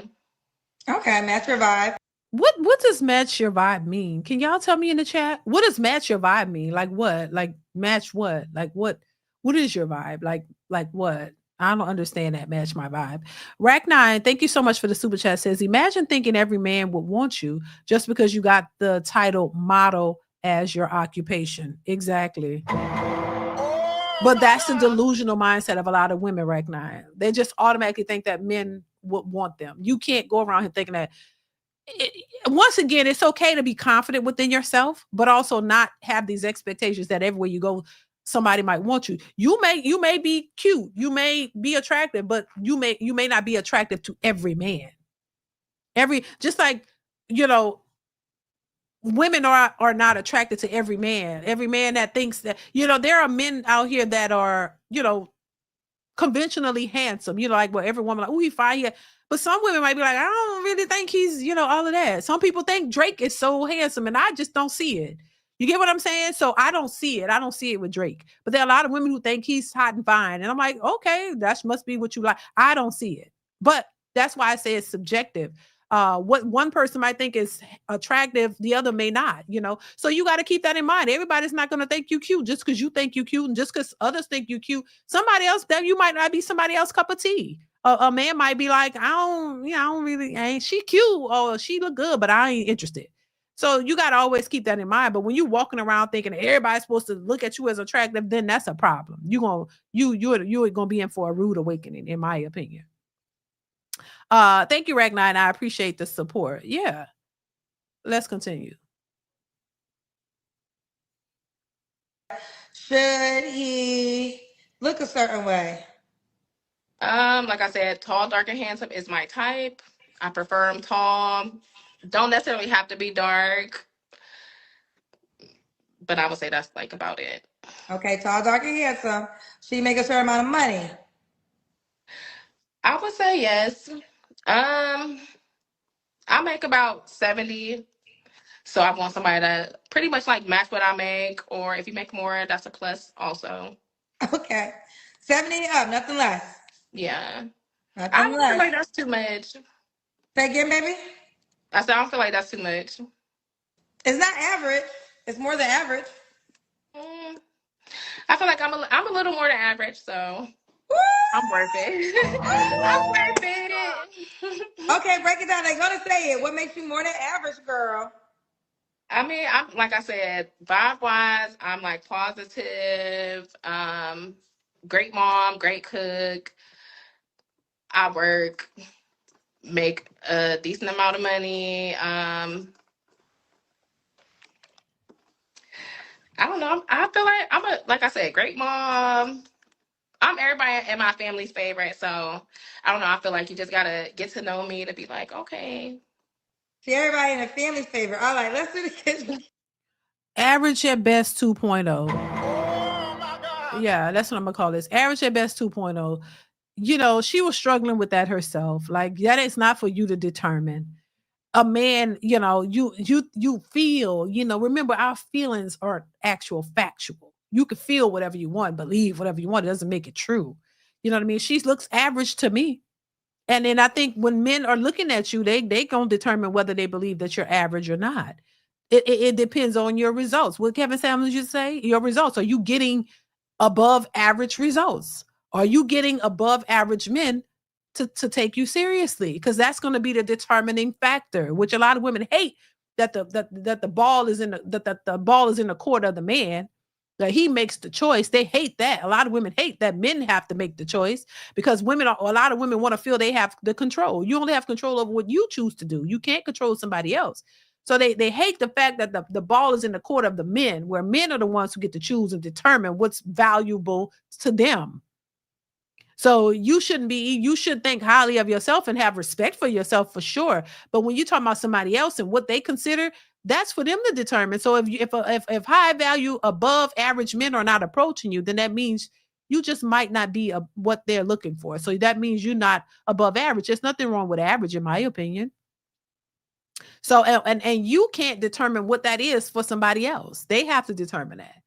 So what happens is when these women are looking for the above average man and they're not getting it, that just says you're reaching above your level, that the men that you want don't want you. That's all that's saying when you don't get those outcomes.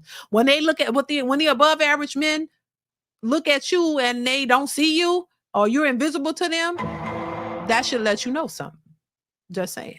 That you're not their cup of tea. That's all. That doesn't mean that you're not tea. You could be tea, but just not their cup, not their kind, not what they're interested in, not their taste. So go find the person that's within, that have your taste.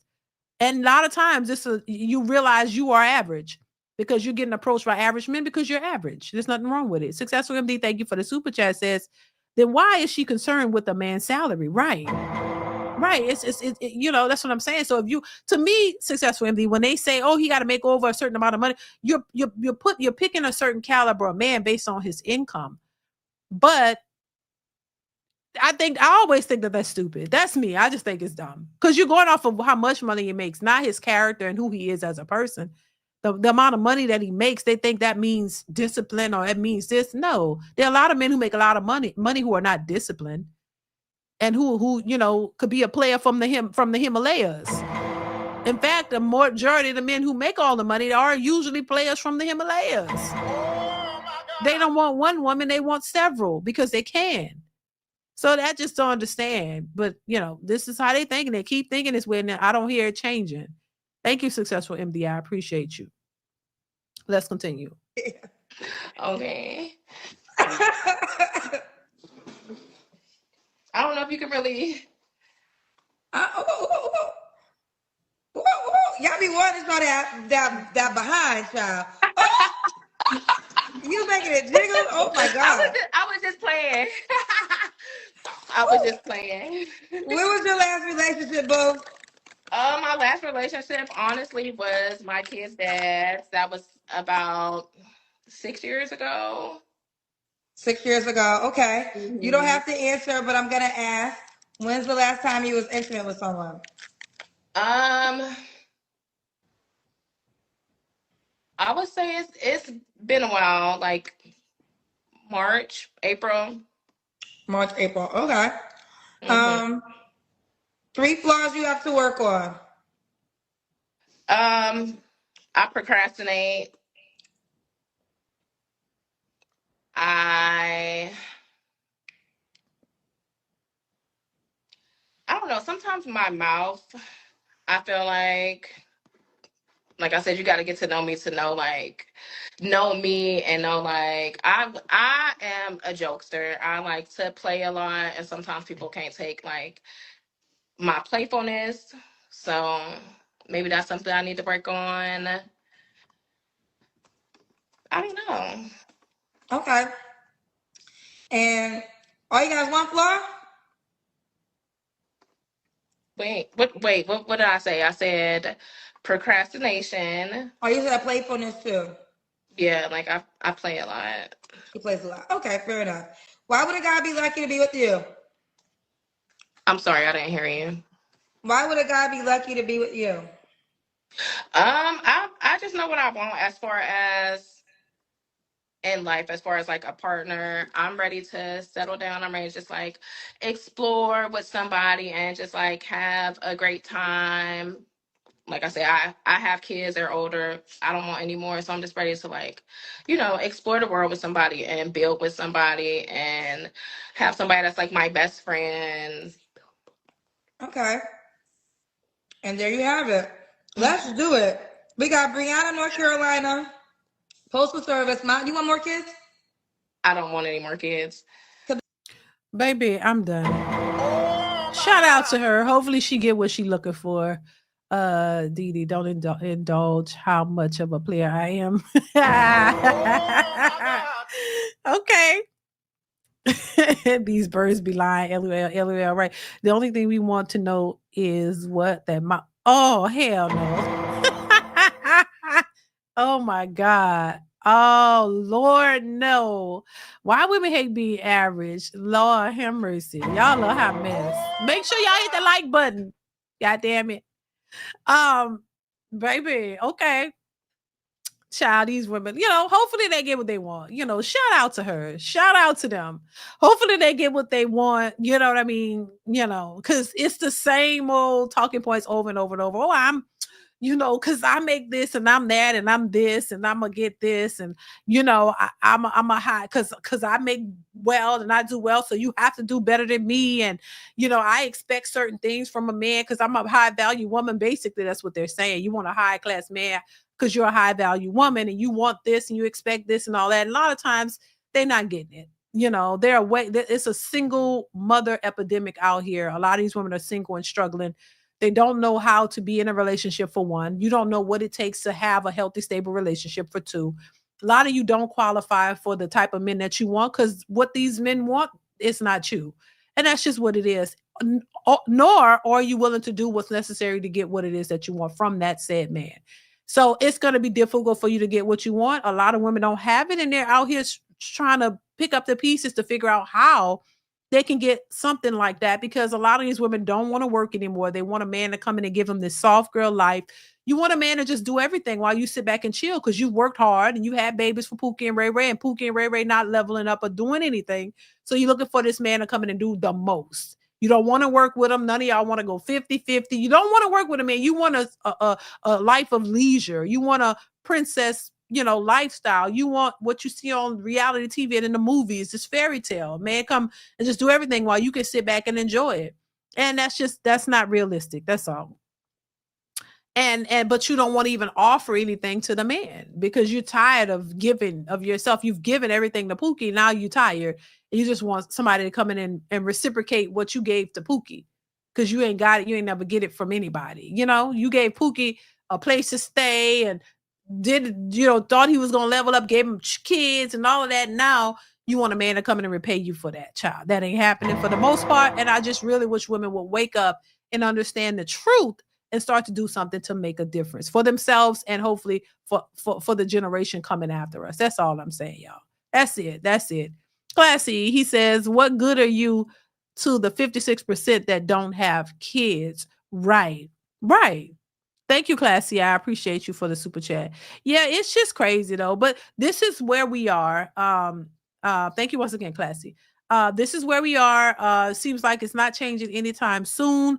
And this is just the nature of a lot of women, which makes it difficult for men to find women who are wife material, women who don't already have kids, women who, want to build with the man for real, not just wanting him at the finish line, but somebody who actually wants to build a relationship in a stable family home with a man and raise your kids in a decent 2-parent household. A lot of women are running from that, but you just want basically a sponsor, a man who's just going to pay for a lifestyle and that's it, without any commitment or anything like that, because they believe that they want to, they will be better to have their options open, to have multiple men in their corner to get everything that they want from several men and not just one.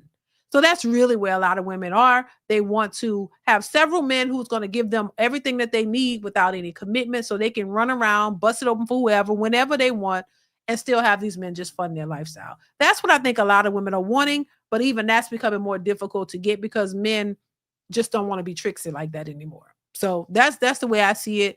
That's what we see, and that's why dating and marriage and all that is probably going to be obsolete at some point, because men don't feel they need it, and a lot of women don't feel they needed it either. So it is what it is. I didn't work this hard just to take care of someone else's bastard. Exactly, Mauricio. I'm right there with you. I agree, because I wouldn't want my sons to do that either.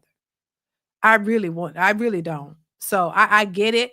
But a lot of these women out here don't get it. Tell these women to go in front of a mirror in the bathroom, say magical man 5 times and turn around and poof, there he is. That's funny. Oh my God. But yeah, it's what it is, right? A lot of them have become the men that they want. A lot of them are the men that they want. And that's just what it's going to be. And because at some point, listen, there are people out here saying that the manosphere is dead. Men are woke. They realize the nature of women. Women don't want to change. So what else is there to talk about? What else is there to talk about? They're not going to change. They're going to do what they want to do. And they still going to think that they can get these men to take care of them. These men are saying, hell no, I'm not doing it. I'm taking care of myself. So there's no change in them. You know what I mean?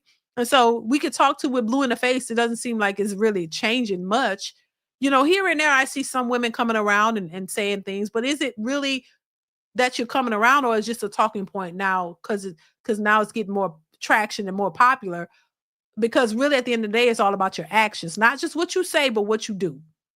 What you do have to line up with what you say you believe in. And if it doesn't, then nothing it's still not going to change. So listen, I'm going to wrap it up. I'm going to leave it here, you guys. Thank y'all so much for joining me for this impromptu live stream. Make sure you hit the like button on your way out. Also, you can still support the channel via Cash App or Super Chat if you want to, y'all. That definitely goes far in growing the channel. So make sure you guys are supporting in that way if you can. Also, if you are new to the channel and you haven't subscribed, go ahead and hit that subscribe button. It is free to subscribe. Share and like, all that good stuff. Make sure you are watching the videos that are posted on the channel. I post daily, y'all. So make sure you are watching the videos that are posted on the channel. Go leave a comment, hit the like button just to let me know it's real. Make sure you guys are doing that as well. That definitely helps the channel out as well. Classy says we talk about how their cuda cotta smell like 3-week-old artichokes. Oh God, no. Oh Lord. Right. That's disgusting. Yeah. Some women smell horrible. For real. Be careful of deception. Birds in disguise more than meets the eyes. All right. Right from the 8. What's going on, baby? Y'all crazy as hell, but it's the truth. We only try to speak truth over here. Even if it's if people don't like it, the truth is the truth. That's what it is. It may not be the truth for everybody, but for the ones that it is, maybe hopefully they'll learn one day. Maybe they'll look at these videos and be like, you know what, she was right. Let me try to do something before it's too late. You know what I mean? You can tell who works in surgery. Stuff smell like dump.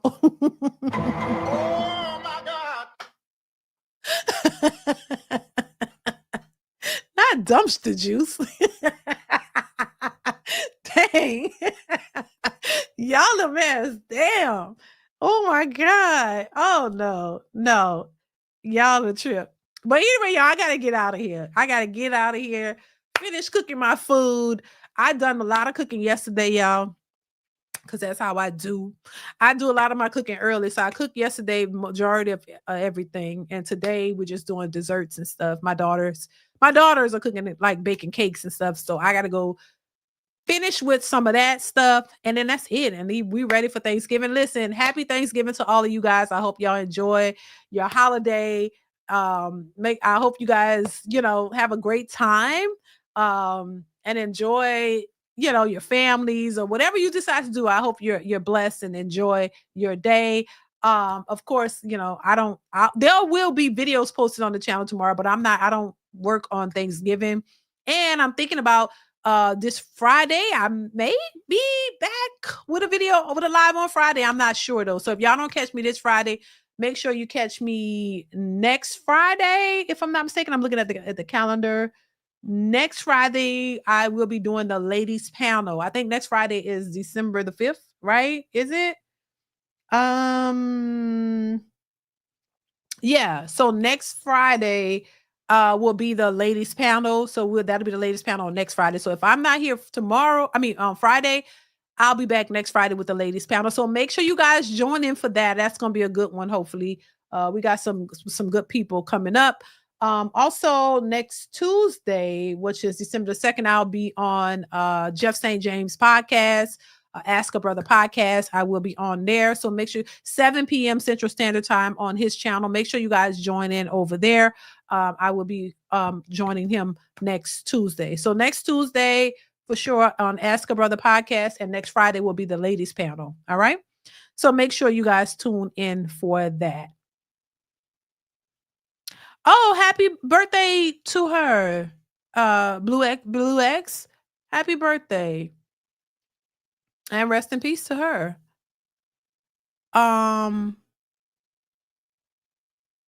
Yeah, be safe, you guys. Enjoy your holiday, and I will be back really, really soon.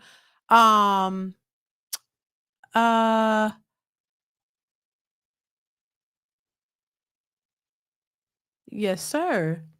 Happy holidays, blessings, and abundance to your family. Same to you guys. Same to y'all. Happy holidays to y'all, your families, and everybody. May y'all be blessed and all that good stuff, y'all. And enjoy some turkey if that's what you eat, or whatever you like to enjoy. Have fun, enjoy yourself. And I'm out of here.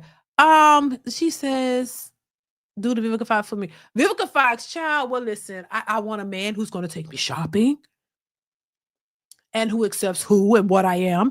We be doing this like in the house. Like I be doing this in the house because it's just funny to me. My children be laughing at me, but I'm like, child, I just want a man to take me shopping. They be doing it too. Y'all should hear them do it.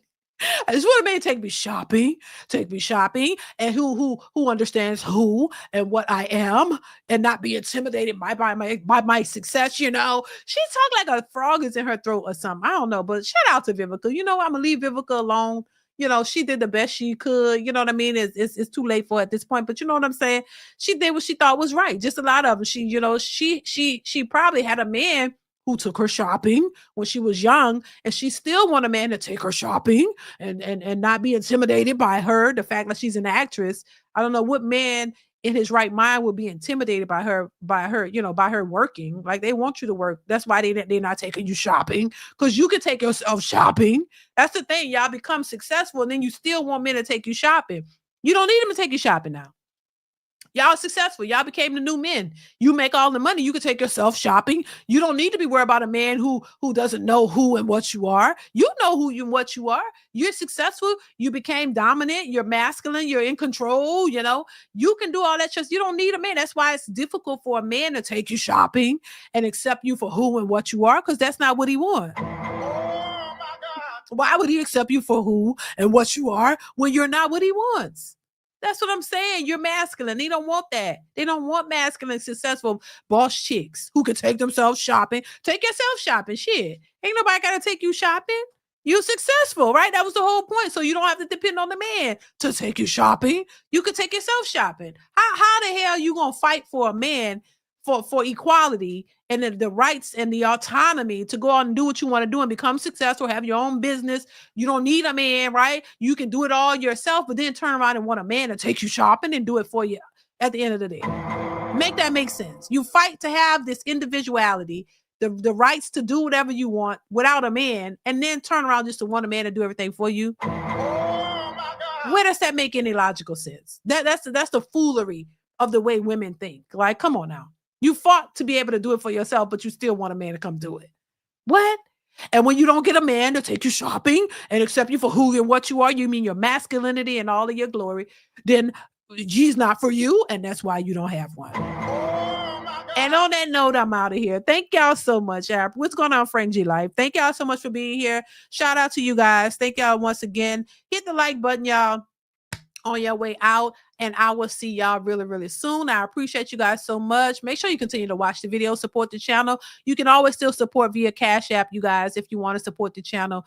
Make sure you do that as well, because it definitely goes far. So I'm going to leave y'all with that. Thank y'all so much for being here once again. Be safe out here in the streets, and I'll catch you later. Mwah. Enjoy your Thanksgiving, y'all. I'll see y'all later. Bye.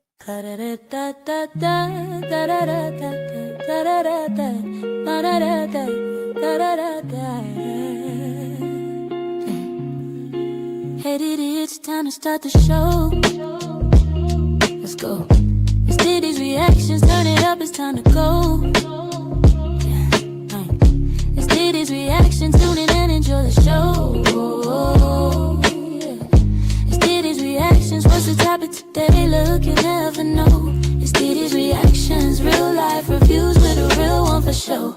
Hello everybody, it's Diddy. We're real reactions every time on your TV. Gotta keep it real with my people, please believe me. No matter how you view it, shit makes it look easy.